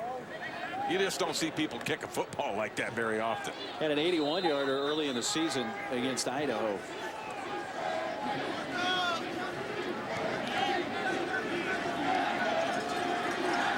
Huskies start at their own 30. Harnish incomplete at the 38, intended for Willie Clark. Let's check in with the studio once again, and here's Adnan Verk. All right, guys, coming up on the Dell halftime report, Trevor Matich will join me and discuss the latest on what's going on with Penn State and the scandal. We'll hear from Joe Paterno as well as his son, and also a statement from the mothers of one of the alleged victims in this case against Jerry Sandusky. All that more coming up on the Dell halftime report. Let's go back to you guys. Automatic first down. And thank you. We did get a penalty on that last play, a flag, and the pass interference going against Bowling Green. Really late flag coming in, and it was by the side judge who he saw the arm of the defender wrapped around the receiver, and that's why he threw it. So on first down, Hopkins out of bounds up near midfield. He picks up 6 yards. Aaron Foster ushered him out. Well, spotted at the 44-yard line. 6 on the play, 2nd down. You got some interesting ways to call plays over there. Harnish steps up to run. He has the first down and is brought down at the 48-yard line of Bowling Green by middle linebacker Dwayne Woods. That's So we got Ace some Ventura, right? Jim Carrey right there. Yeah, now they're rolling over to the most interesting man in the world. Can. And all those mean something. And that's just a memorization deal. The players look over there. So we've got the most interesting man in the world. We'll see how interesting that play is. It's a handoff to Jazz Hopkins. It's a mundane sweep to the left. They can do better than that with that guy, right? Yeah, they lost a yard or two. Let's see who we're looking for next. This guy's got a tough job. He's got to rifle through that and find out. Ooh, Cleveland Indians with a lamb. I believe the lamb is the formation, and then the Indians logo would be the play call. And I'm guessing. Second down and 11. On the jet sweep, Jamison Wells. That play worked a little better the first time they ran it tonight. Cameron Truss ran it, though, and it does pick up 5. This is kind of fun now. Huh? Yeah. Let's see what kind of visual aids they got going here. The Three Amigos. The Three Amigos. Us with an us formation. Well, it's a 3rd and 7 call. What the Amigos come up with. This all started with Chip Kelly out at Oregon, holding up the different signs. 4 of 8 on 3rd down. Harnish stepping up, running for it, and has the first down and more. Cuts inside 30, 25 towards the 20, inside the 10, and steps out at the 8-yard line. Well, the Three Amigos turned into a solo shot there for Harnish. It's 1st and goal, a gain of 37. He's just so good, and once he decides to take off, there is no hesitation. He puts the ball down. Watch him make this guy. It's right there. That was the key cut. He's one of those guys who runs ahead. His vision is down the field, and it reminds me of when I used to try to tackle Barry Sanders. Not that I'm comparing Harnish to Sanders, but once he stopped looking at you, you knew you were in trouble. Well, I think the Three Amigos was a pass play, but he just improvised. This a design run, and he gets it inside the 5, down near the 2-yard line. He's over 100 yards here in the first half. I mean, he ran for 163 yards in the 3rd quarter alone in their victory over Western Michigan earlier this year, when he ran for over a couple of hundred. And here the Rhino, that's got to be big personnel, right? He would only make sense. Get the Rhino guys in there. They do have Luke Ekus, who's 6'4", 250. They got Adam Bell's out there. He's 252. I think we've diagnosed the Rhino package. Offset eye. Hakeem Daniels. The handoff, fighting forward, lunges. Looks like he got in and does. Touchdown. And that drive was all Chandler Harnish, making something out of nothing. I mean, he's back there. They went with the Three Amigos play. They sent a couple of guys deep. It was man-to-man coverage. And when he tucked it away and took off running, it was something to behold at that point. Here's the Rhino play. A little cutback. Nice vision by Daniels. Looked like he got it into the end zone there. 3rd rushing touchdown of the season for Daniels. Matthew Sims for the point after.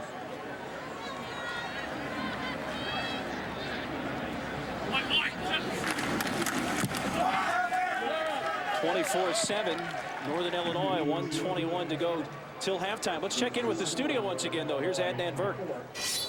All right, thanks very much. Western Michigan and Toledo, which you can see on ESPNU. Alex Carter making things happen. Josh Schaefer, 64 yards. He'll go for the touchdown. 3 TD passes for Carter, 28-21, and 5.5 to go in this one. Back to Mark and Ray. And thanks very much. 24-7 Huskies.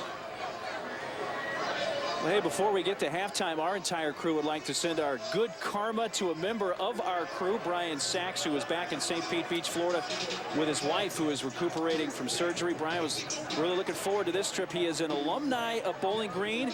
He was a part of the 1996-1997 men's basketball team, and we all wish the best to Brian and Steph. And I hope Steph is back 100% very soon. I don't know that Brian Sachs was as big a part of that basketball team as he led some to believe. Really? Well, that's from what I understand, but we certainly wish him and his wife Stephanie the best. You have some evidence of that? Well, we're going to show that after this kick, and we'll let you be the judge. A short kick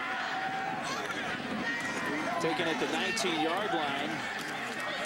Gates to the 38. Just a minute 15 to go, though, till halftime. Well, here's the 96-97 Bowling Green team. There's Brian. Boy, does he look young. Oh, wait a minute. Team manager. I thought he was the leading scorer and rebounder from that team. Apparently, somebody got us some bad information. We love you, Saxy. Get well soon, Steph. Let's see what Matt Schiltz and Bowling Green can do with 75 seconds left till halftime. Bowling Green scored inside the first 20 seconds of this game and has not scored since. Screen out to the 44-yard line. Back Samuel with the catch. Progar with the tackle, but a flag has come out. Screen pass, always a good way to start a 2-minute drill drive, especially if you don't have the best field position. Flag on the play. See if it stands. Holding number 19, offense. 10-yard penalty. Spot of the foul. Will repeat. First down. Got the wide receiver Kamar Jordan for the hold. So the spot foul marked off and the ball is placed at the 35-yard line.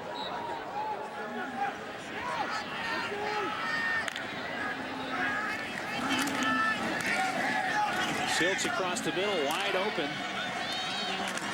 Getting near the first down and has the first down up near midfield. Samuel again out of the backfield. That's good for a Falcon. And they sent everybody deep. I mean, it was 4 verticals, and so that cleared out the defense pretty good. Just dump it off to Samuel and let him get some yards.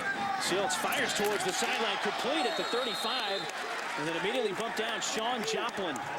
Tommy Davis put the hit on, a gain of 17. They move the chains, and the clock stops with 42 seconds left. Very nice throw by Schiltz on this one. They do have 3 timeouts remaining. Have not used any. So they can go to the middle of the field, try to do so here, but incomplete at the 21-yard line, intended for Ray Hudson.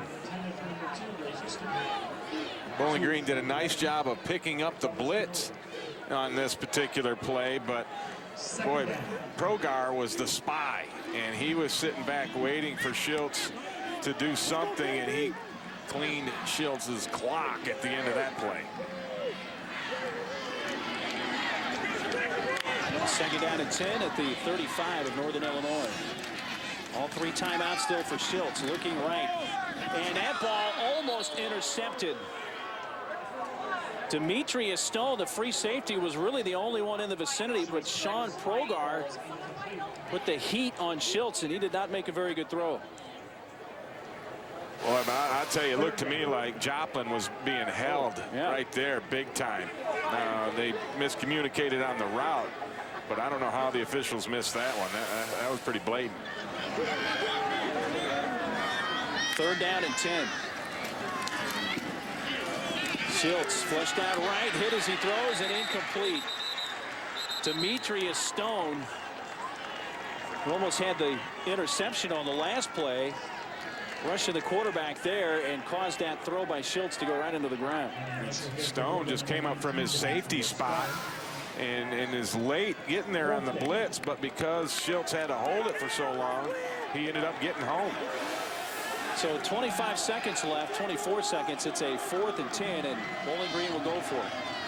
0 for 2 so far on 4th downs. Schiltz.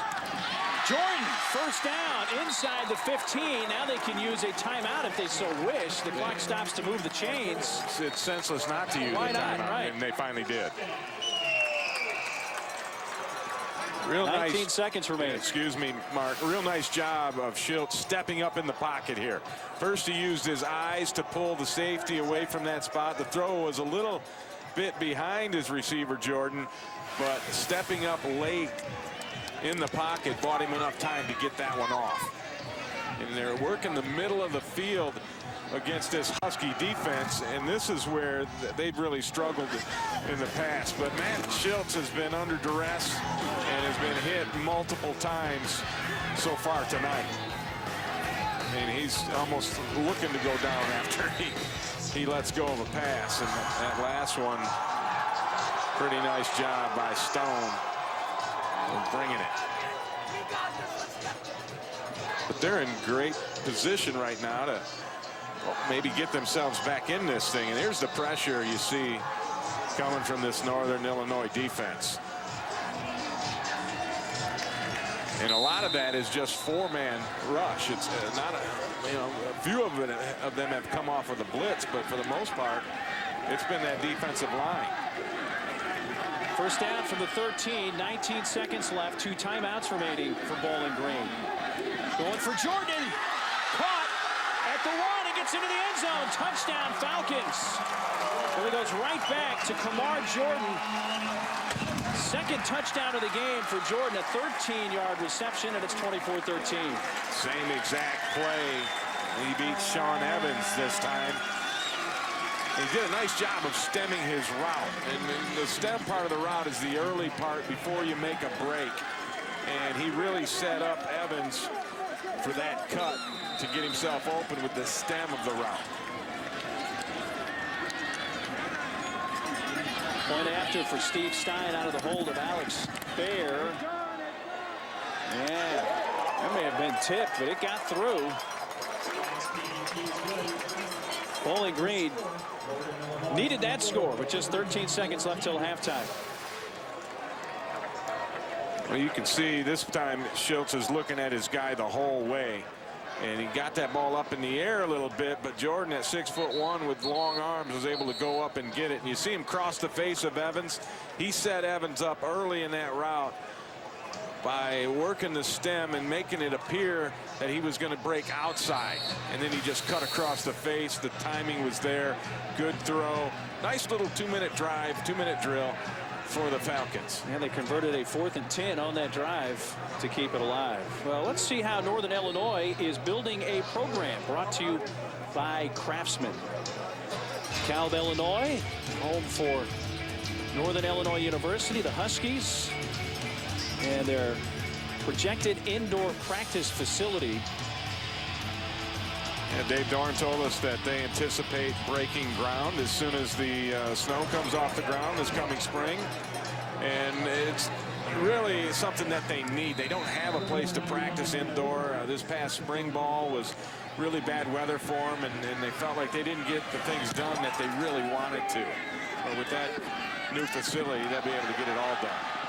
Ball bouncing around at the 25-yard line, jumped on by Northern Illinois with just 10 seconds remaining. Best MAC records over the last 10 years since 2001. Northern Illinois and Bowling Green have 2 of the top 3 records in the MAC in that time span. Northern Illinois the best record.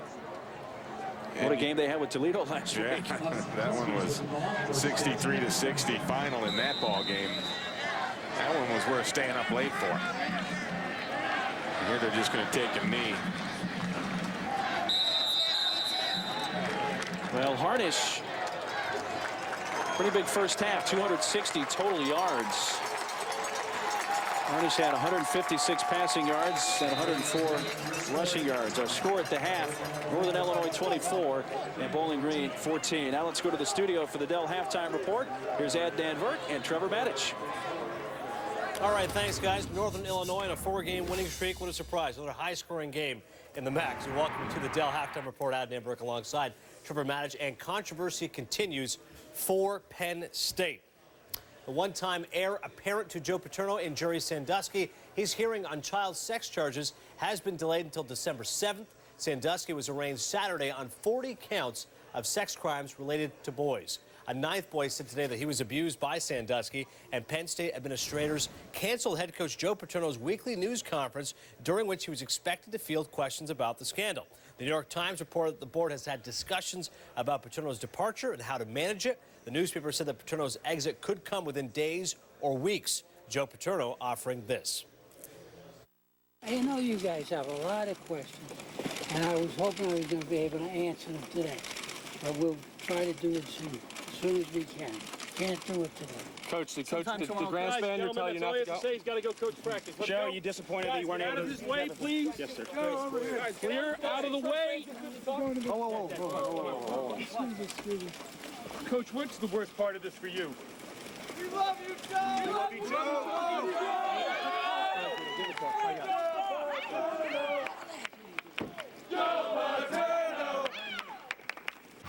Guys, The status quo holds. We have no knowledge other than exactly as everything has always been. Joe is the coach of Penn State, and that is all I can say at this time. When there's more to add, I will. Thank you very much. Paterno was at practice today. Penn State's next game is versus Nebraska, but obviously that contest taking a backseat to the swirl of controversy surrounding the legendary 84-year-old coach whose reputation appears to be severely tarnished. Paterno spoke after practice as well. You guys got a lot of good questions, and I'd like to answer them. I can't do it now. We're going to try. I'm sorry the press conference didn't turn out, but we're going to try to have another one soon. You'll have another one soon? I'm hoping. I don't know. You'll be coaching on Saturday? Can you tell us why it was canceled? Joe! Here, right here. Joe, are you going to respond? Joe, can you confirm the Times report? Will you be coaching Saturday? Are you going to step down, Joe? We're going to have a press conference. Hundreds of fans staging a raucous rally outside Paterno's home this evening. He appeared briefly, thanked the crowd for coming. Paterno saying, "It's hard for me to say how much this means. As you know, the kids that were the victims, I think we ought to say a prayer for them." Penn State Board of Trustees holding a conference call tonight. They will also meet in person tomorrow evening. Once again, welcoming college football analyst Trevor Matich. Trevor, what's your reaction to how this is tarnishing Paterno's reputation? Well, there'll be a lot of time to vilify Joe Paterno if that becomes necessary. But we better make sure we're vilifying the right person. And I'm not really willing to go there until I have more information. I need to know what Mike McQueary told him on that day and how he interpreted that. We have the benefit of looking at the grand jury report, which is incendiary. But what did Joe think he was hearing at the time? And did he cover up something so that he could just keep problems under the bus, or excuse me, under a blanket? I don't know that. I need to hear from Joe. The thing about what's happening now is that there's this desire for vengeance, and I get that desire for vengeance. I want to make sure it's targeted to the right people. And Joe Paterno may be one of those guys that we do need to target with that vengeance because he is guilty of covering something up. But maybe he is not, and we need more information. You mentioned the need to hear from Joe. He was supposed to have a press conference today at 12:30. An hour before that, Penn State decided to cancel that. Was that a wise move? It was a great move. I don't think an 85-year-old man really has the ability to tiptoe through this minefield of all the legal and moral issues that could come up. I mean, whatever Joe Paterno says right now is very likely to show up in civil lawsuits and criminal courtrooms at some time. I think he's much better off issuing nothing but written statements and accepting written questions from reporters that he will then answer in writing. I think that's the smart thing for him to do at this point. What's the impact, Trevor, of all of this surrounding a team that's supposed to play a football game this weekend? Well, it's hard to imagine how those players are dealing with this in terms of preparation. Nebraska's a very good football team. Penn State only has one loss. They control their destiny to the Big Ten championship game, but they have a very difficult schedule coming up to close the season. And we'll find out a lot about their leadership. I'm sure those players are sick to death about what's happened to the alleged victims here. But they've got to go forward with their life as well. Once again, the Penn State Board of Trustees meeting tonight. They will also meet tomorrow. Still to come, the latest on this Penn State scandal, including what the mothers of the alleged victims have to say. Stay with us.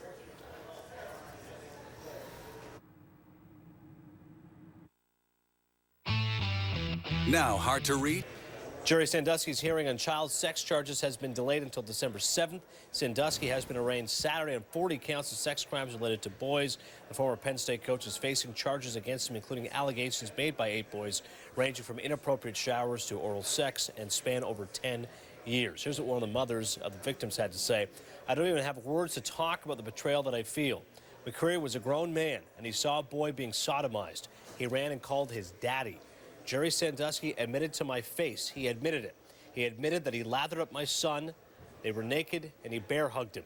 If they would have done something about it in 1998 and then again in 2002, there was 2 chances. They dropped the ball, and I think they should all be held accountable." ESPN NFL analyst Matt Millen went to Penn State, spoke earlier today on SportsCenter with our own Chris McKendry. I think we know where every parent stands on this guaranteed. case. And you're a parent, a grandfather, and likewise here. But you understand why people are calling for him to go, because it's not a letter of the law, but now it's morals. How did Joe Paterno hear of this and allow it to happen? And that's the question everybody's asking. Yeah, why did he just go to the AD? Well, here's what we know, or this is what we think we know. We think we know all the answers and all the information, and the facts are we don't. That's just the way it is. Okay, so Coach Paterno made a decision based on what he was giving and how that message was delivered and how it was characterized or maybe even marginalized. We have no idea. We don't know what that is. And so I know that man, okay? I know what he stands for a long time. And I'm not going to sit here and try to defend Joe Paterno, okay? Because of all the people, the irony is that I would be the one defending him after he and I got into many, many arguments and disagreements on a number of subjects. But I do know this. I do know that there's a due process that you're entitled to. And I want to see that process come forth. And it's not the court of public opinion. And so we all have our own opinions. I have some really strong opinions. I shared them with you this morning. And to be honest with you, and you can probably hear it, and I apologize to you, I get mad. And it's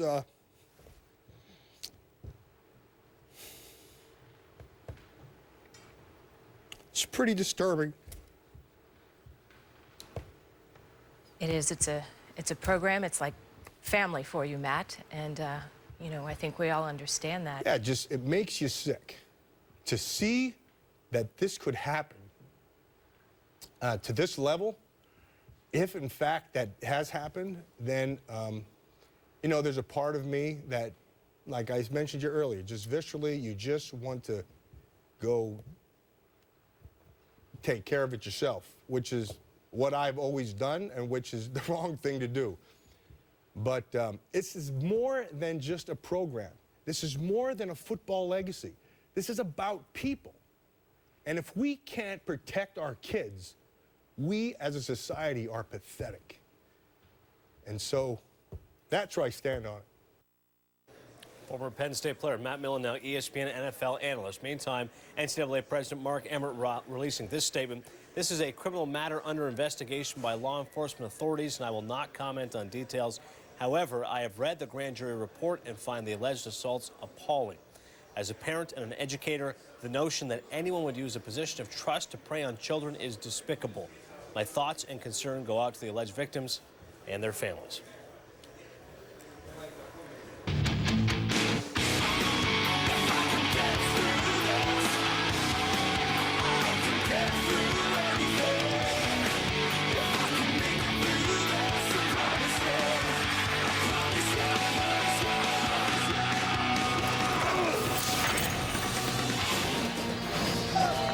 Welcome back to ESPN College Football, presented by Russell Athletic, as we prepare to start the second half. 24-14, Northern Illinois leading Bowling Green in this MAC matchup. Bowling Green in the orange uniforms, kicking off to begin this third quarter. And Tommy Lee Lewis is back deep, number 80. He's the guy who returned the first two kickoffs last week against Toledo for touchdown. He takes it from the 11-yard line. Lewis tripped up to the 35-yard line, which is where NIU will begin their first possession of the second half. Great to have you with us tonight. Mark Neely with Ray Bentley. 60 seconds into this game, it was 7-7. The last 29 minutes of the first half, the defenses at least seemed to catch their breath, stabilize, and bring some sanity back. Yeah, we did see a little bit better play out of the defenses. What I thought was really important was that Bowling Green touchdown near the end of the half, because now 24-14, we have a ball game. But if they can't figure out a way to stop Chandler Harnish in the running part of his ball game, it's not going to matter, because this kid is unbelievable. Harnish throwing on first down, and a completion to Deron Brown all the way up near midfield. And on the first play from the NIU offense in the second half, it goes for 17 yards. Picking up right where he left off in the first half. Harnish on the design run.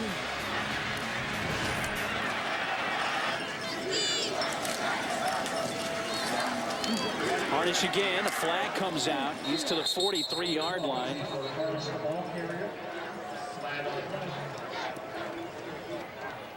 Holding, number 72, offense. 10-yard penalty. Repeat, first down. Hold on the right guard, Joe Pavlock. Well, you're seeing double for a reason. That's not a mistake. The Northern Illinois leaders in passing and rushing, the same guy. Harnish, of course, Passing-wise, no surprise, but he has 104 rushing yards. I thought they looked similar, but another amazing performance. And like I said, Mark, unless they can figure out a way to stop him from running the football, I don't know that they have a chance of slowing this offense down. Pump fake. He's going deep, and he's going to overthrow the intended receiver. The defender had fallen down, Cameron Truss, but Deron Brown well shy of getting to that football, and it's 2nd down and 20. Harnish upset with himself on that one, knowing he missed an opportunity for a quick 6.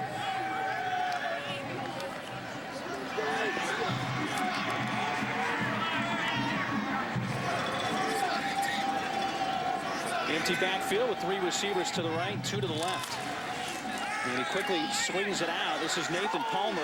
Turns the corner to midfield, pushed out, but another flag has come out back at the 42-yard line of NIU. Harnish did an interesting thing there. He gave a little bit of a run fake before he threw that quick screen out there. He's trying to hold the linebackers. Number 7, offense. 10-yard penalty. Repeat. 2nd down. Well, the hold this time is on wide receiver Perez Ashford. And right now, NIU going backwards. There it is, Perez, right number there. 7.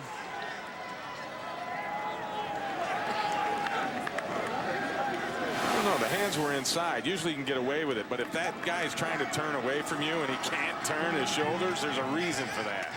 It's called holding. So back-to-back penalties and 4 now in the game against Northern Illinois. Harnish, 35, up into there. The 37 fell on top of Cameron Truss initially. He does gain 5 yards.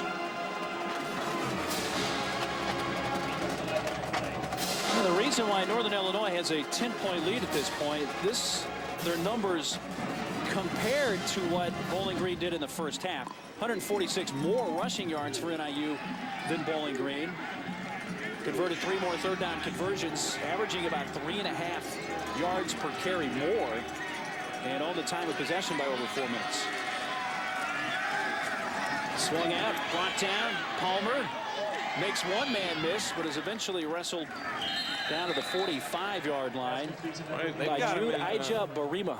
Got him in position where they could think about going for it, but they're not. They're going to bring the punt team out. That did gain 18 yards, but it will be 4th down and 7. Boy, one defender just came up with air there when Palmer scooted past. But the Huskies to punt, and Ryan Neer.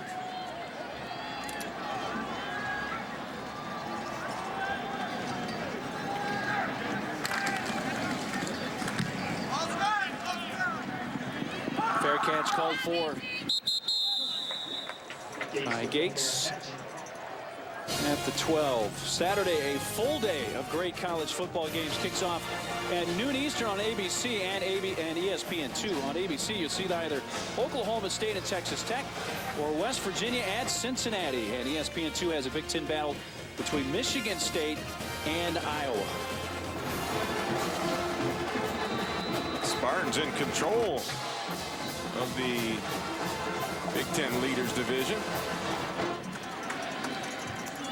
Really benefited, Legends Division, really benefited from the Northwestern upset in Nebraska this past weekend. Completion at the 17-yard line to Kamar Jordan. I'm still trying to get my Legends and my Leaders I'm right there with you. Together here, but you see Michigan State in control of their own destiny right now. They finish up the big one at Iowa this week, and then they finish at Northwestern and Indiana left on their schedule. 2nd down and 4 from the 18 as they look to the sideline.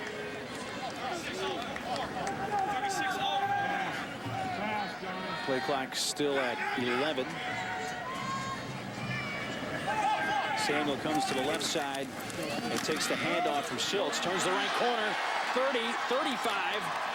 Spins around and down at the 44-yard line. Michael Santa Catarina made the tackle, but Ben Boychek, the center, Great block right near the line of scrimmage to free him. And this is something that I've seen a lot of people doing, and that is they shifted this running back over at the very end. And the reason you do that, you see how the defense is set up, and then you shift him, and then you run back where he was, and you've already got yourself an advantage, and you do it so quickly that the defense doesn't have time to adjust. Well, after a pickup of 25, right back to Samuel, and another first down run. He's inside Northern Illinois territory. That goes for 15 yards. And here's what I'm talking about. You see how the back, Samuel, is to the right of the quarterback. See how he shifts back to the left side? It actually forces the defense to adjust. You saw linebackers moving over to the other side. A lot of teams will determine their shade by the linebackers based on where that back is. And it's a great move to move him late, get the defense moved, and then run back to where he was, creating better angles. Schultz just overthrows the intended receiver. He winds up on his back. That's Tyler Beck coming out of the backfield. And Krogar put pressure on, but the big tight end needed another step and a half to catch up to this one. There's the pressure at the end, and Schultz has been getting hit all night long, and you see the big guy back not able to really extend far enough to get to that pass. But that's a tough thing, covering a fullback out of the backfield, even if it's a tight end, somebody running out of the backfield. Handoff Samuel, he eludes Krogar, but is only able to get to the 45 and loses 4 yards. Well, 95 Krogar had the first crack at him, but the help came along, and it's still a loss of 4, and it's 3rd and 14. Well, I'd be looking for number 19, Kamar Jordan, running one of those middle routes again. And we saw that be successful a couple of times right before half. There's Jordan in motion. Need to get to the 31-yard line for a first down. Pump fake. Schultz rolls right, throws, and it's complete. But at the 41-yard line, which was the original line of scrimmage, Samuel out of the backfield made the catch, but they'll be 10 yards shy of the first down.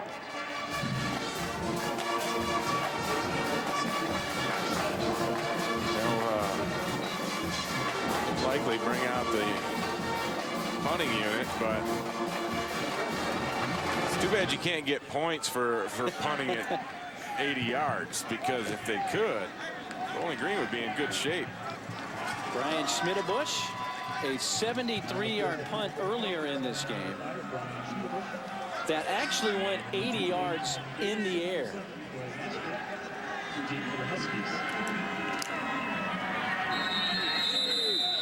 And a timeout. Bowling Green. And just a delay, actually, to give Schmidtbush 5 more yards. Why not, huh?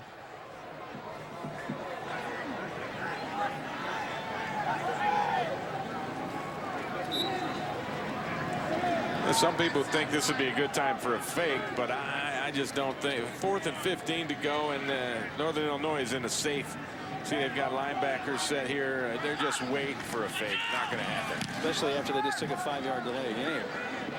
Here's a 4th and 15. That ball bounced at the 5. Takes a Northern Illinois bounce, but is still going to be out near the 10-yard line. Well, Schmidtbush. It's a 31-yard punt, but he pins him fairly deep.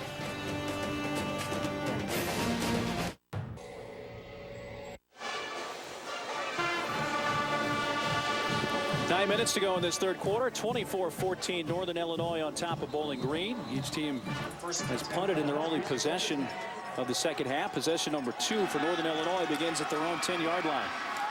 Harnish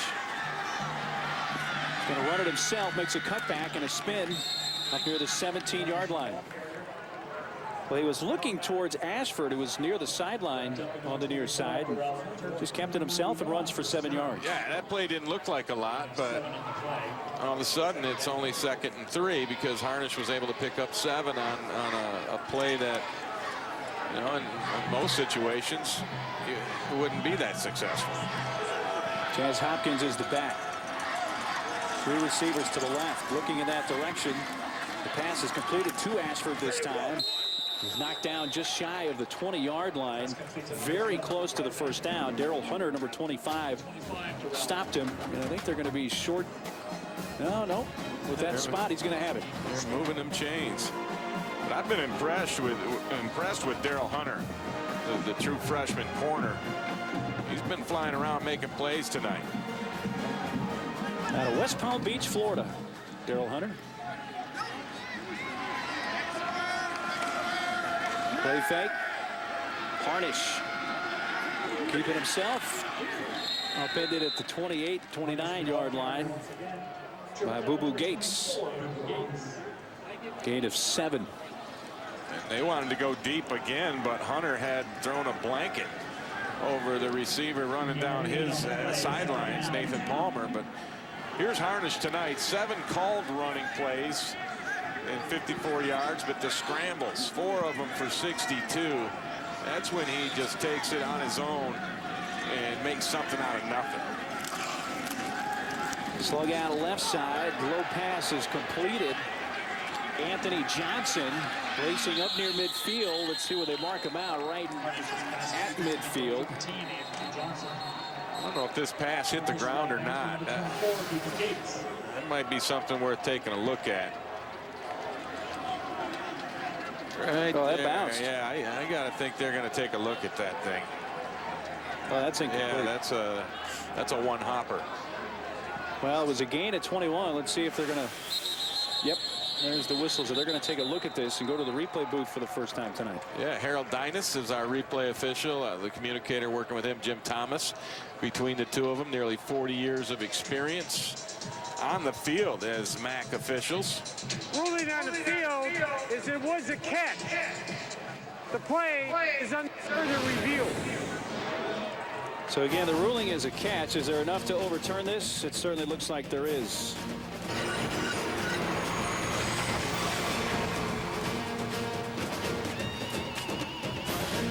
I'm your biggest fan, you know that. Oh, you're the best, Mr. Snuggles. Another pet name? Well, you heard of where the rubber meets the road. In this instance, it's where the rubber meets the pigskin.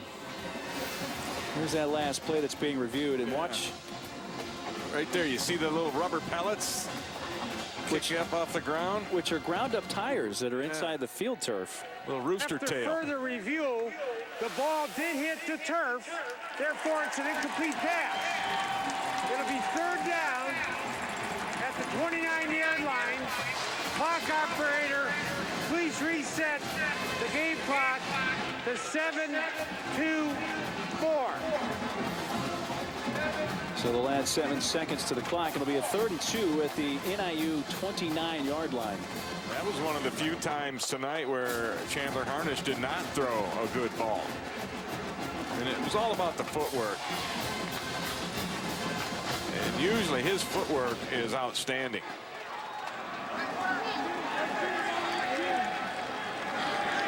So it's 7:24 to go in this 3rd quarter. 10-point lead for the Huskies. And they look at 3rd and 2 from their own 29 after the replay reversal. Daniels the back. Looking his way, jumping, that pass tipped and incomplete. Pass is tipped at the line of scrimmage. Keith Morgan, number 32, got a paw on that, and it's 4th down. Yeah, Morgan came around on a stunt. Here he is, free, and did a nice job of elevating and getting in that throwing lane. Ryan near to punt. Back at his own 35 is Boo Boo Gates. Gates comes up to the 39 and a fair catch. Good starting field position for Bowling Green. Well, these teams played back in 2003 here in Bowling Green. They handed Northern Illinois their first loss of the season. NIU was one of only 4 undefeated teams in the nation. These were both ranked teams. In fact, game day was here that week. It was such a big game between Northern Illinois and Bowling Green. Falcons won at 34-18. 23rd ranked team beat the 12th ranked team. the heyday of the MAC. I don't think that's quite happened yet. It's still building. A lot of fun every week. Yeah, that was certainly a heady times for the Mid-American Conference. 2 ranked teams. Game day showing up. Good stuff. Anton Samuel tackled by Frank Boenzi, a pickup of 8. Second down. Game days in Palo Alto this week at Stanford. You a little surprised that Stanford is still behind Alabama in the BCS standings? I actually was quite surprised and mildly upset, actually.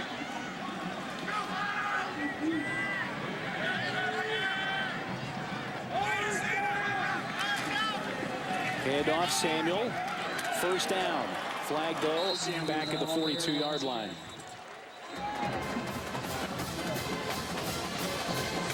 It's more than likely going to be a holding call. Bring this thing back. Holding, number 73, offense. 10-yard penalty will repeat. Second down. Right tackle Jordan Russos called for that. Here's our Discover BCS standings through week 10. LSU, Oklahoma State, no surprise, but Stanford 4. Think they should be at the 3 spot? Definitely. Definitely. In fact, I think Alabama should be down somewhere around 6, 7. So you think Boise's somewhere around those one where they should be the top 1-loss team is what they should be, in my opinion. And push all the undefeateds ahead of them? Absolutely. So second down at 12, straight ahead. And the pile so at the 35-yard line. They may have lost a yard or 2 there. Because there's enough games, big games coming up, that this thing will sort itself out. In fact, you see some of the toughest tests left. Bedlam December 3rd is going to be a huge one. And LSU taking on Arkansas is going to be an interesting ball game. And one this week, couple this week. Yeah, that Stanford-Oregon contest. That'll answer some questions. Boise State and TCU get to go at it. First time ever as conference Mountain West Conference members. Schultz being chased, fires it incomplete. It was Alan Baxter, the one chasing him towards the sideline, and it's 4th down. And again, just a 4-man rush, getting after Matt Schultz. Set to punt for the Falcons. That's tough when you can get a pass rush with just 4 guys. Obviously, that leaves 7 in coverage. That just makes it twice as difficult on a quarterback. Brian Schmidtbush on to punt. And his long has been 73 yards tonight. He booms one. Back to the 9-yard line. Davis to the 20.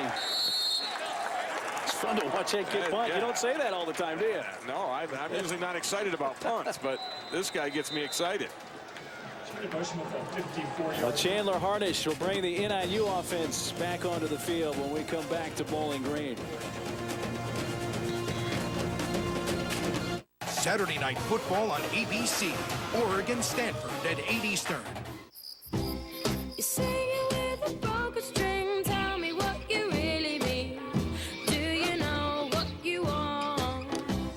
While beating up yesterday, I was on my rollerblades, rolling on. The newest member of the Prius family has the space of a small SUV and more ways to connect to your world.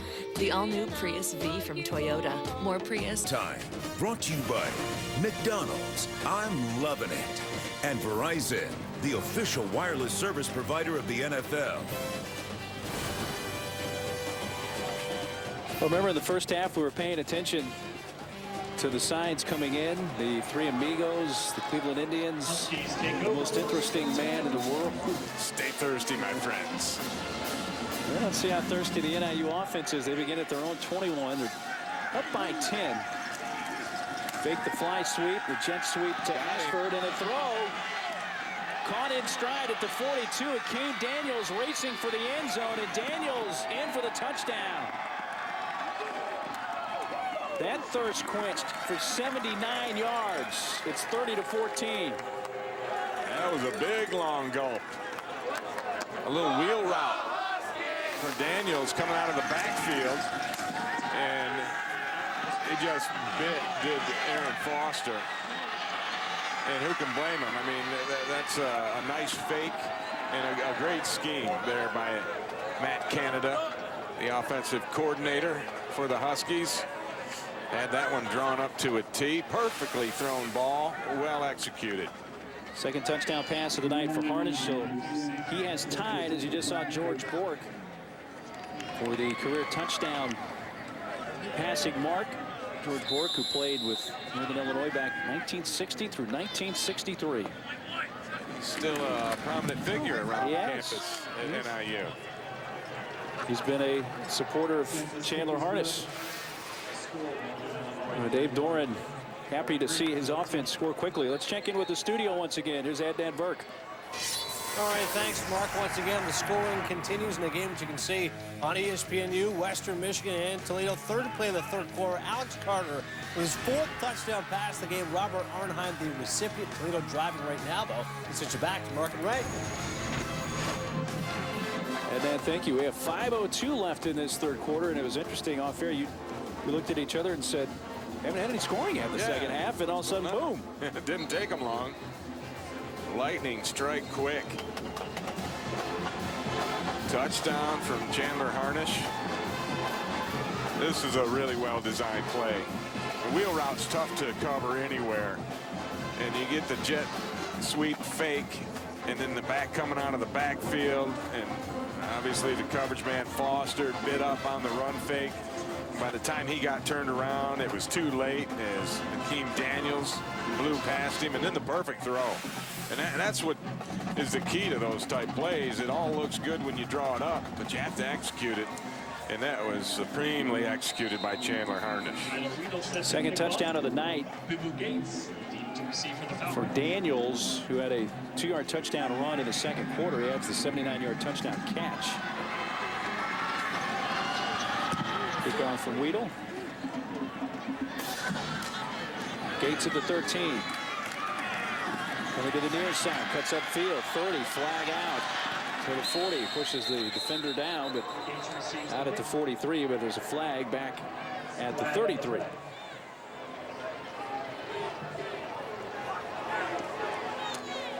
Flags have become more frequent. Yeah, I saw a clip there by Ackenberger, number 34. Holding on the return team. 10-yard penalty, spotted the foul, first down. Well, 4 of the top 7 teams playing on the ESPN networks this Saturday. Second-ranked Oklahoma State against Texas Tech, noon on ABC. Western Kentucky faces top-ranked LSU, 7 Eastern on ESPNU. And then third-ranked Alabama and Mississippi State. That's at 7:45 on ESPN. And 7th-ranked Oregon, 4th-ranked Stanford, 8 o'clock Eastern on ABC. And the penalty will mark it at the 23-yard line for Bowling Green. Schultz from under center. Quick pass, Jordan. Immediately wrapped up at the 25-yard line. Picks up just 3 before middle linebacker Pat Schiller dropped him. You'll see him go up under center sometimes on these 3-step drop routes. It just times out better than it does when they're in the shotgun or the pistol formation. Jordan lines up wide right. Out of the eye with Jamel Martin in the back. Tight end Bear in motion. Hand off, Martin. Brought down by Santa Catarina. Well, Martin got most of the carries last week when Samuel was out with concussive symptoms. He comes out now, and Samuel coming into the game with a 3rd and 5 call coming up. And Samuel's only going to get better as his career goes on. He's going to fill out, right now only 183 pounds. When he gets in the weight room for a few years, he's going to end up being one of the premier running backs in the Mid-American Conference if he can stay healthy. Cooper goes in motion. Schultz looking his way, but now has to spin away from the pressure. Steps up, throws to the sideline, complete at the 32. Forward progress still is not going to be enough for the first down for the tight end Alex Bear. Wrapped up He's only 3 yards. Schultz does an amazing job of making a couple of guys miss and then keep his composure in the pocket. Just unfortunate they come up a yard short, but that was a great play by Matt Schiltz. Brings out Brian Schmittebush again, by the way, whose last punt went for 55 yards. He has a 73-yarder as well tonight. And Herman Munster boots he's got on, too. Two returners back. And it's going to bounce out near the 30. So for Schmittebush, yeah, you're looking at the big cleats. That's just a 36-yard punt that time, though, for Schmittebush.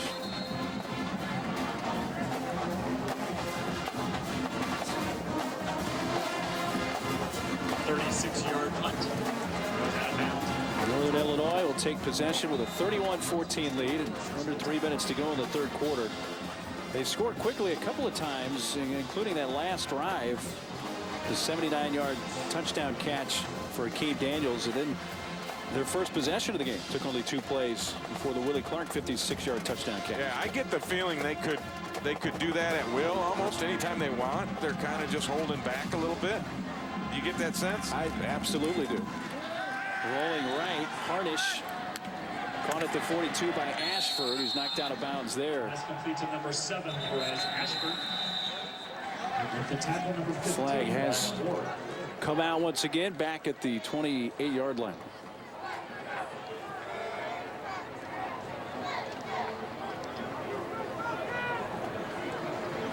Flag on the play.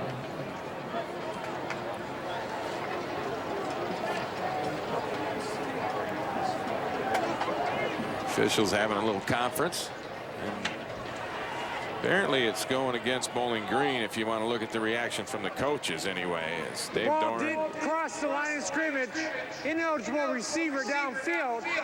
Number 65, offense. Boy, that pictures can be deceiving because it sure looked like Dave Dorn was relaxed and Dave Clausen was getting upset. Well, let's see if we can see the lineman that ended up downfield. There you go. Big number 68 right up there. Sorry about the moving picture, but Keith Otis. My man Otis was definitely down the field. Second down and 15, number 27. And the jet sweep, Perez Ashford to the 32, back near that original line of scrimmage.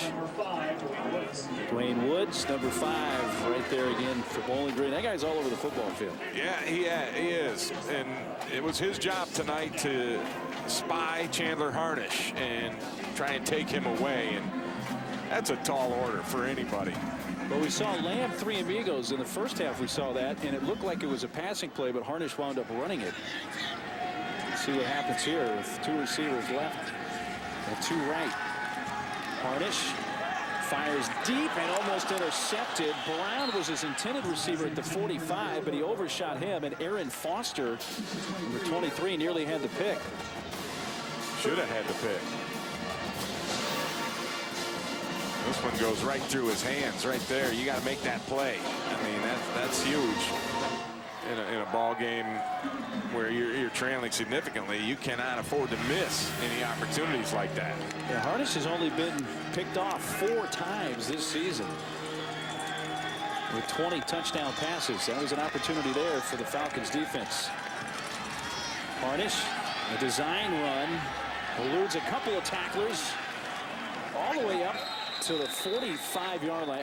There was 3 or 4 orange shirts that had a chance at him there, Ray. That just shows the elusiveness of Chandler Harnish. Yeah, well, here's what you're going to have. You got 2 linemen are down here to rush, and then you're going to have this guy is going to be the spy. And watch what happens when Harnish takes off. Here comes the spy, and the spy swings and misses. And that was Keith Morgan, who was assigned to Harnish, and everything was set right for him. But Harnish is just too elusive.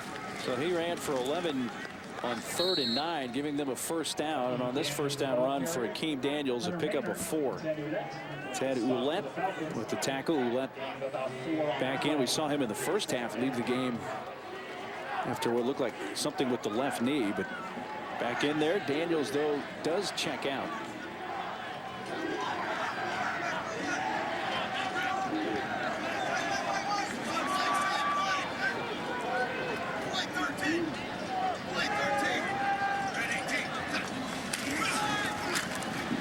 Keeping it once again across midfield near the 40-yard line. First down. Harnish racking up the passing and running yardage. He's now over 1,000 rushing yards on the season. That leads all FBS quarterbacks. That's amazing, and he still has a couple more, 3 more ball games after this one. Well, 2 more regular season. And maybe the MAC championship. And then a bowl game after that. So, I mean, he could really pad those numbers as this season plays out. Jazz Hopkins falls forward across the 40 to the 39-yard line. Speaking of that schedule, Ray, next week, Ball State on ESPNU, 8 o'clock Eastern time, Eastern Michigan. Also a game on ESPNU on the 25th, and then maybe a date on December 2nd in the Marathon MAC Championship. We're going to head to the fourth quarter, 31-14.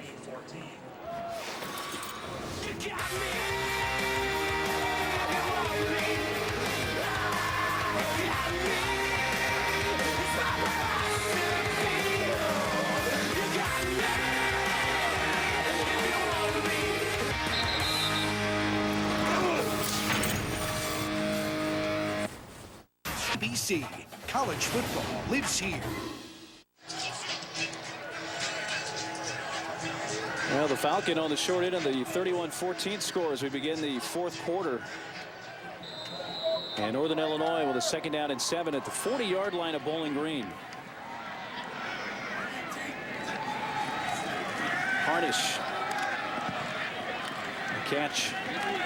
Anthony Johnson marching down the field inside the 30 to the 27, a gain of 13. Hunter with the tackle. Excuse me, Martin. That's exactly what you do as a quarterback. You have a blitz coming at you, you throw right behind it, because obviously the defensive secondary is going to be a little weaker there because they're losing a guy. So Harnish recognizes that immediately and makes the completion, moves the chains. He does everything well. Ekus, Daniels, and Hopkins in the backfield. Harnish with the pitch. And Hopkins inside the 20. We had a chance to talk to Chandler Harnish a little bit. Interesting guy, intelligent guy. Already has his bachelor's degree. Going for his MBA. Right, in business, and he says he wants to be a CEO someday. So that, you know, that thing is a resume builder, is what he described it as, the MBA. He's the CEO of this offense, without question. Keeps it himself again. I asked him about if there was anyone that was real inspiring to him or kept him in line growing up or anything. And he said his dad, Ron, who has coached him in just about any sport you can think of throughout. He said his dad, Ron, is an inspiration to him as he takes his quarterback sneak and gets the first down. Said his dad's integrity and just the way he handles his business is something that he aspires to. And you know, his dad also threw discus in college. Is that what you do to a discus? You throw it? Yeah, you throw the discus. Okay, yeah. well, he threw it. And so Chandler learned that from his father as well. He was really good at it in high school himself. But I love that when I hear from kids that their parents are the ones that they look up to and who are inspiring to them. Tackled at the 10-yard line, Willie Clark by Rylan Ward. And we asked Chandler, he grew up in Indiana. Who'd you grow up liking on the football field? And he quickly said, hey, Peyton Manning, even going back really to Jim Harbaugh. Harbaugh prior to that, big Colts fan. Not going through the best of times right now in that regard. You know, interestingly, he got beat out for the quarterback job at the beginning of the season last year by DeMarcus Grady. He was injured, didn't go through spring, and Grady did. Spin at the 5. Hopkins stopped there. Now, Harnish had been hurt, but then the injury healed, and he became the starting quarterback again. A weird thing where they just didn't know if he was going to be able to come back. He went on a vacation to Mexico, came back, and he was healthy. I don't know what's something in the water down there. Usually it does the opposite to you. But you know, he was not the starting quarterback at the beginning of the year last year. DeMarcus Grady was, and Grady didn't have a great performance early in the season, and Harnish got back in there, and once he got back in there, it's been his job ever since. Well, he gave a 500-plus total yards, and he's headed to the end zone. Touchdown, Harnish. His 9th rushing touchdown of the season. The fullback Luke Eakes with a block to get him into the end zone. 5-yard touchdown run. Made it look easy.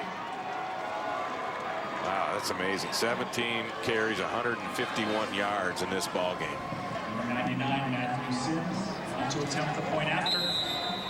A 6 TD pass game last week against Toledo. 2 TD passes this week, and now a touchdown run.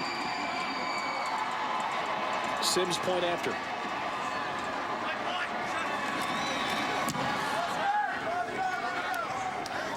(38-14).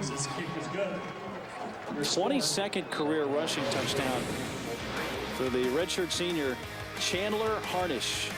Still over 12 minutes to go here at Bowling Green.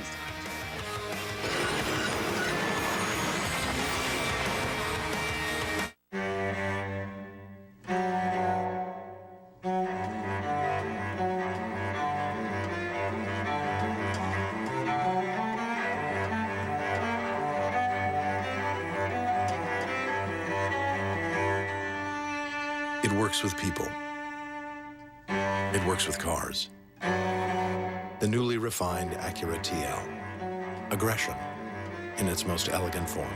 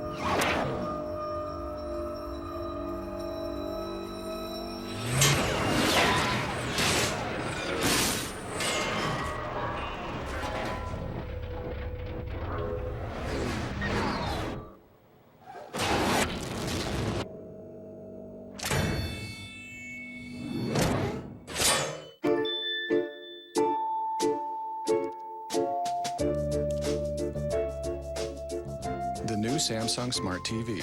Stream music and movies, connect with friends, and everything else you love.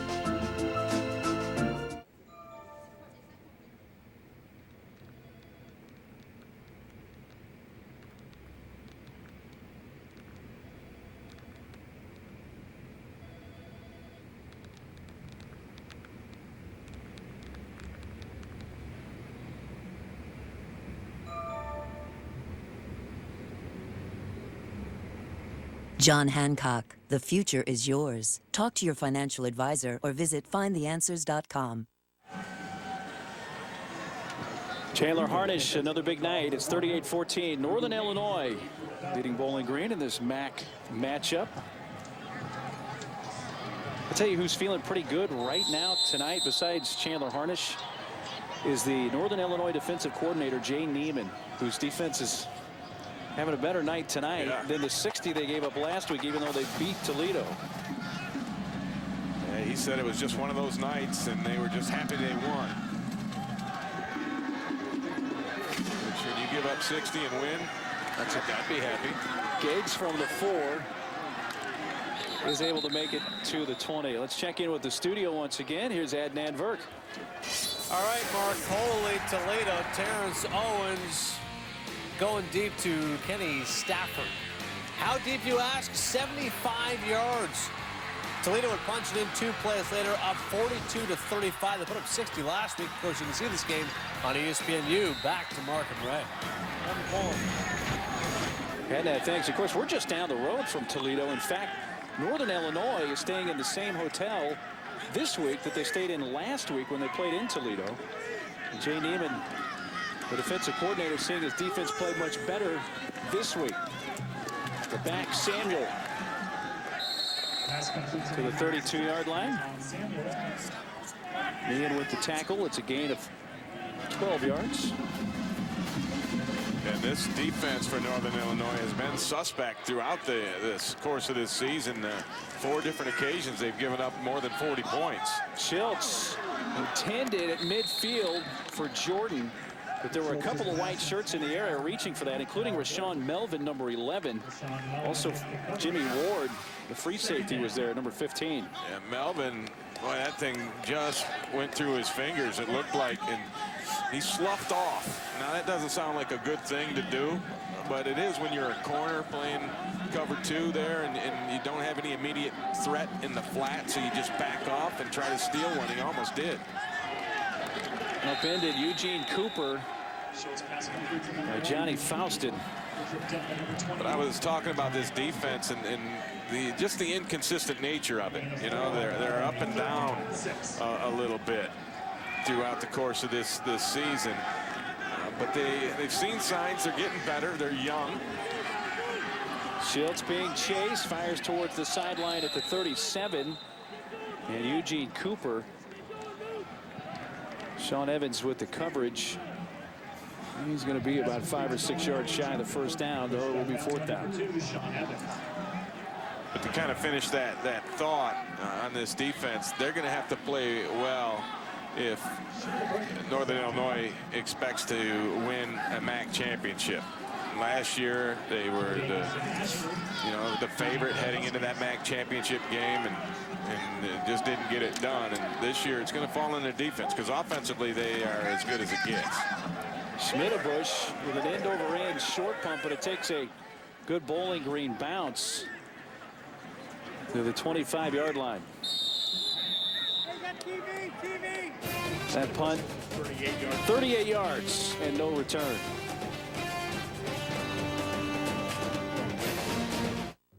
We are, and in part by Acura. Acura Advance.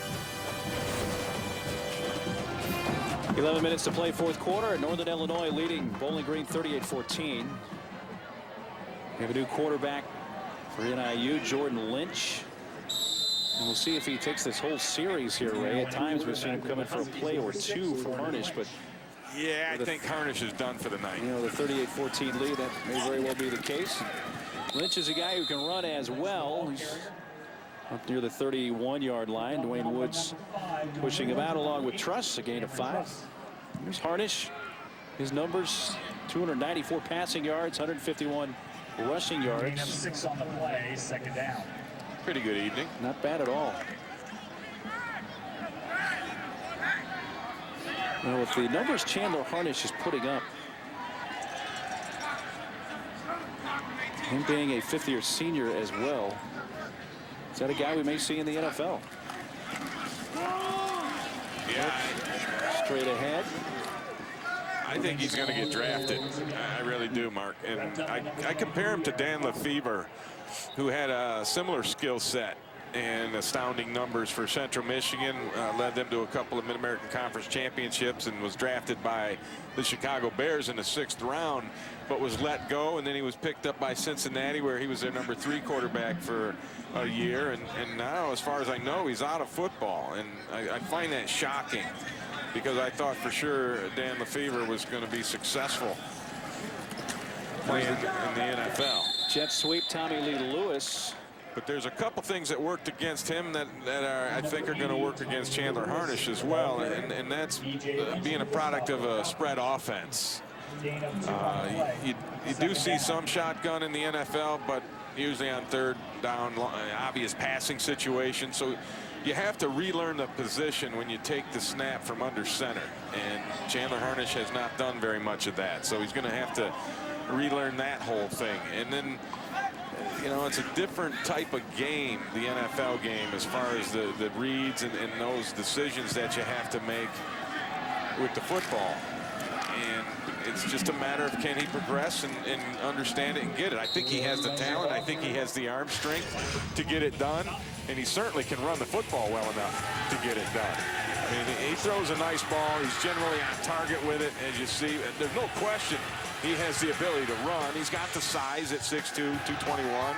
But this is a beautifully thrown ball right here.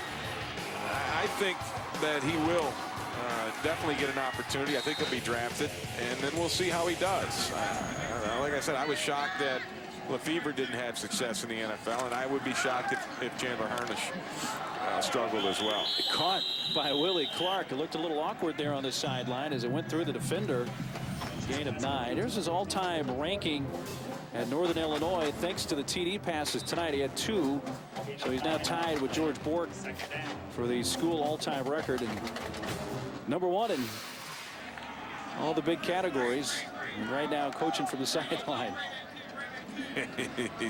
He's coaching up Jordan Lynch from the sidelines. And Lynch going to get the throw, and he's going along the sideline. Nice pass and into the end zone. Touchdown, Willie Clark.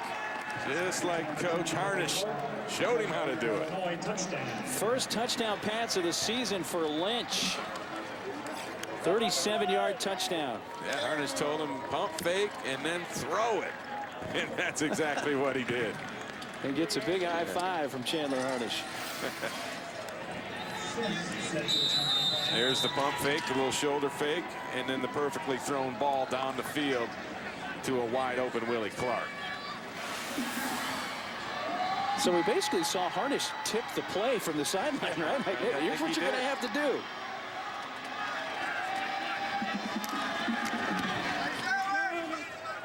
Sims point after. And it is 45-14.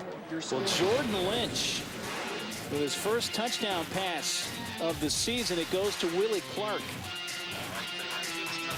And he gets some love from Chandler Harnish, who's happy to see his backup throw his first TD pass of the season. 8:13 to go. Yeah, the Huskies up big. Brad Paisley and Carrie Underwood host the CMA Awards live ABC Wednesday.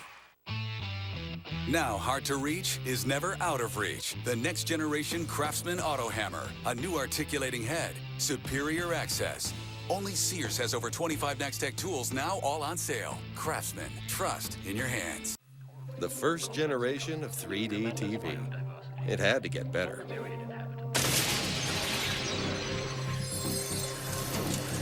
Introducing Vizio's Theater 3D. Leave behind the expensive battery-powered glasses, the screen flicker, the darkened picture. Just put on the same glasses you use in the theater and enjoy. The next generation of 3D TV from Vizio. Entertainment freedom for all. Were you eating smoked sausage in here? No. Could have gotten me one. I did. Try the unmistakable flavor of Dunkin's new Smokehouse Sausage Breakfast Sandwich with sausage from Hillshire Farm. America runs on... Mine was earned over the South Pacific in 1943. Vietnam, 1967. I got mine in Iraq, 2003. USAA auto insurance is often handed down from generation to generation because it offers a superior level of protection and because USAA's commitment to serve the military, veterans, and their families is without equal. Begin your legacy. Get an auto insurance quote. USAA. We know what it means to serve. I'm gonna grab some more munchies. Be back in a sec. Cool. What's up, Clay Matthews? You want a piece of me?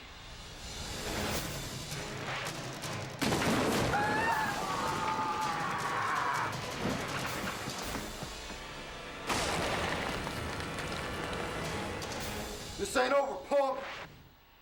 Whoa, I see you met my Clay Matthews fathead. Real big fathead. Get yours at fathead.com. Well, Northern Illinois has extended their school record with their 8th game, scoring 40 or more points this season. Now up 45-14, a little over 8 minutes to go. Big night for Harnish. By the way, Willie Clark, who had that touchdown catch moments ago, his second TD of the game. He has a career-high 109 yards receiving.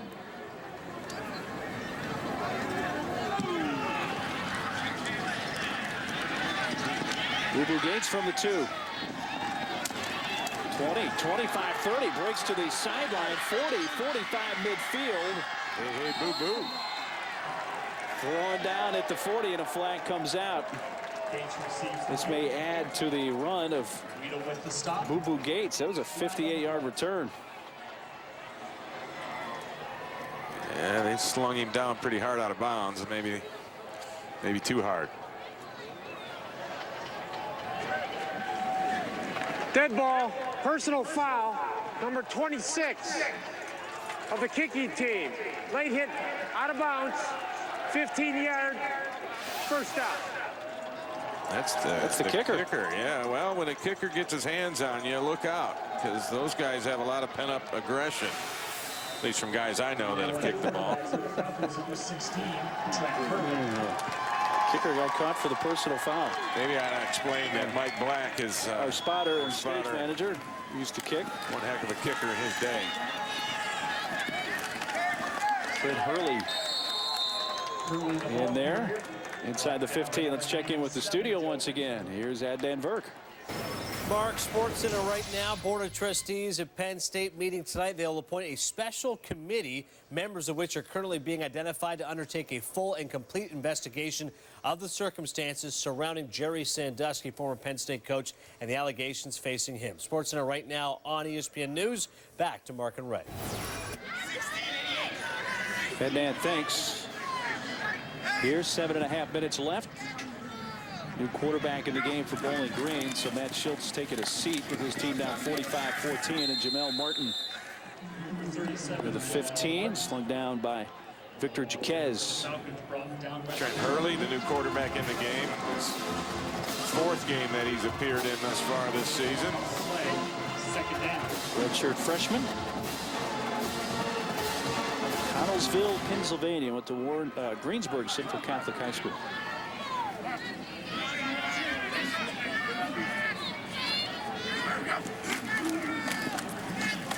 Jamel Martin. Kyle Jenkins, among others, pushing him back, loses a yard.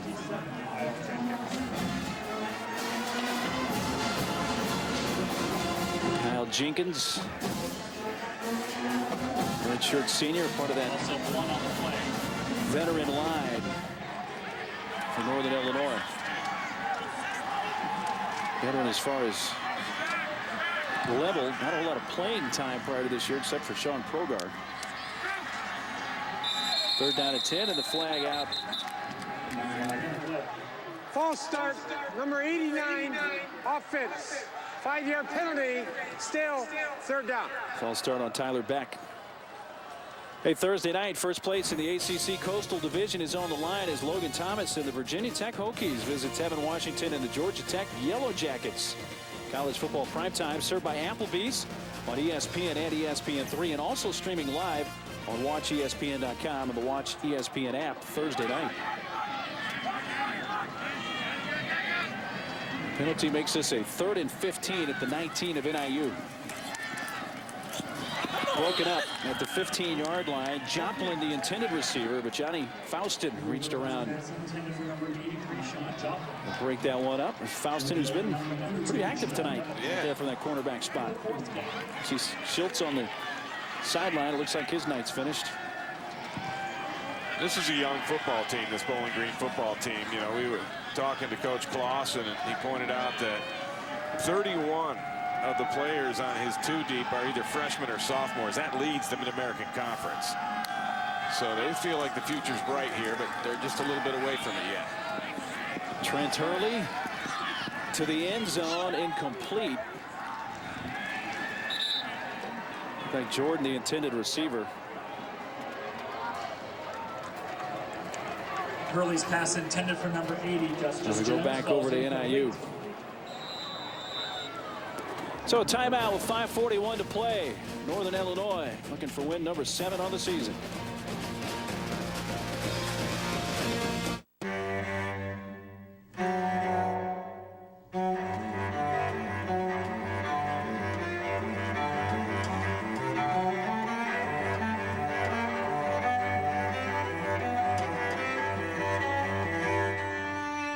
It works with people. It It works with cars. The newly refined Acura TL. Aggression in its most elegant form.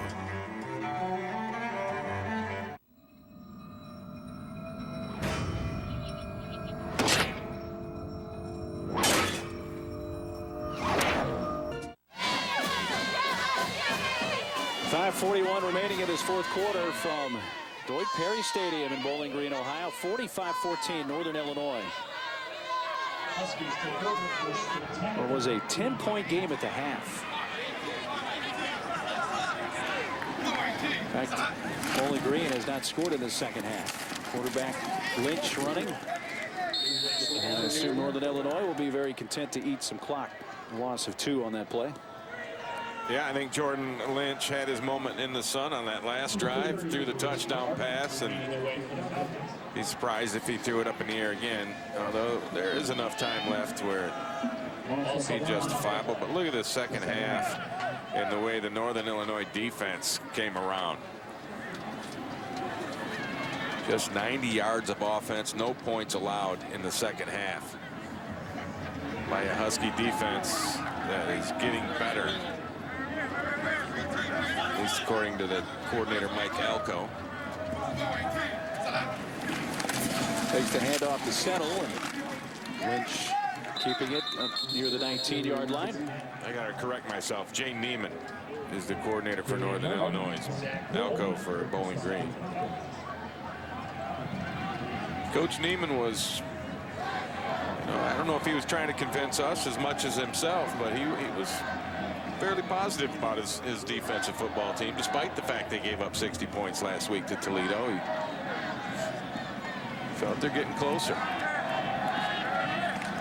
Yeah, tonight's game ends 3 consecutive road games for Northern Illinois. It began with a loss at Buffalo back on the 22nd of October, lost 31-30, and then last week had the 63-60 win up the road at Toledo.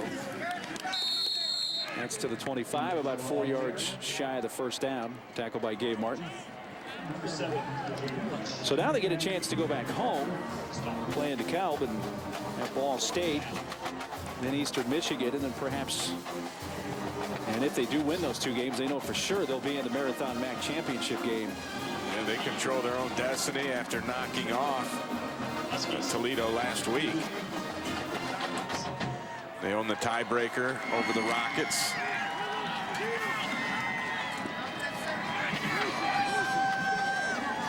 Ryan Deere's punt with Gates back at his own 35-yard line.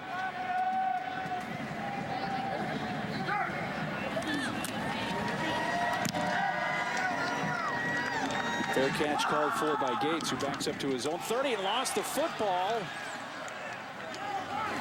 And Northern Illinois saying they have it. So yeah, they do.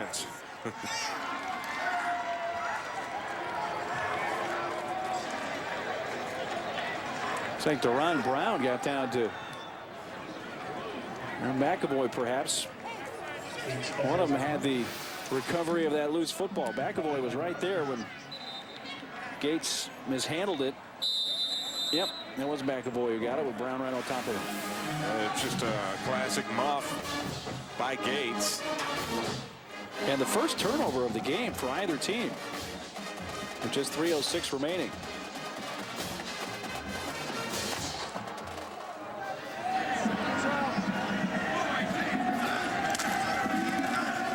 Here's the jet sweep, running left and turning the corner to the 21-yard line. Tommy Lee Lewis. An update from the studio now. And once again, here's Adnan Verk. Mark, Western Michigan and Toledo, riveting game. Toledo up by 14. Alex Carter to Jordan White, breaking tackles.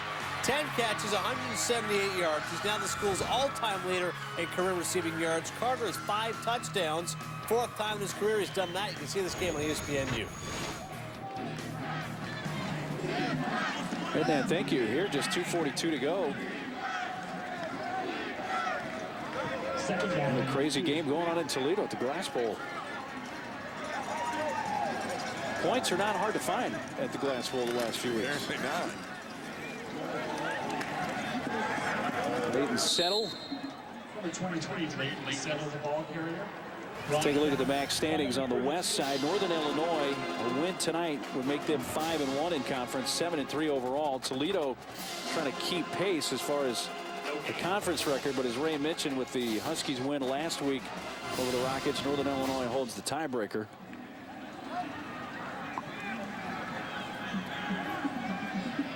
Yeah, that might have been the de facto MAC West championship game last week between Northern Illinois and Toledo. Under 2 minutes to go, a 3rd down and 1 at the 21 of Bowling Green. Spencer. First down. Well, 4 of the top 7 teams playing on the ESPN networks this Saturday. Number 2 Oklahoma State against Texas Tech, noon on ABC. Western Kentucky and top-ranked LSU, 7 Eastern on ESPNU. 3rd-ranked Alabama and Mississippi State, 7:45 on ESPN. And then big one, 7th-ranked Oregon, 4th-ranked Stanford, 8 o'clock Eastern on ABC.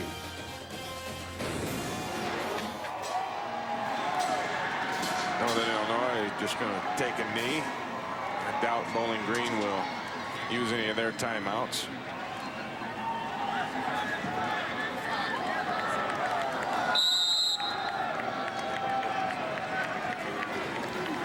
So Northern Illinois with a convincing win here tonight. And again, as you just heard somebody said, we're going back home. We've got 2 home games, and they know if they win them both, they're headed to Detroit for the MAC championship. That MAC East division is still a scramble. I don't know who's going to come out of that one just yet. Big night again for Chandler Harnish. Threw for 294 with 2 touchdowns, ran for 151, and had 1 rushing touchdown. And a big second half for Northern Illinois on what was a 10-point game at the intermission. Harnish over 1,000 rushing yards this season and 60 career TD passes. Well, once again, our final score, Northern Illinois over Bowling Green, 45-14. This has been a presentation of ESPN, the worldwide leader in sports. For Ray Bentley and our entire production crew, I'm Mark Neely. All Huskies in the second half. They blow it open and win 45-14. Thanks so much for watching, and good night from Bowling Green, Ohio.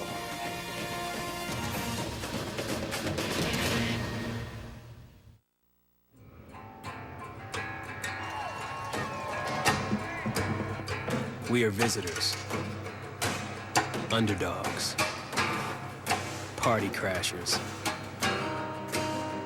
guests in a den of lions. But we will prevail, because today we are more than conquerors.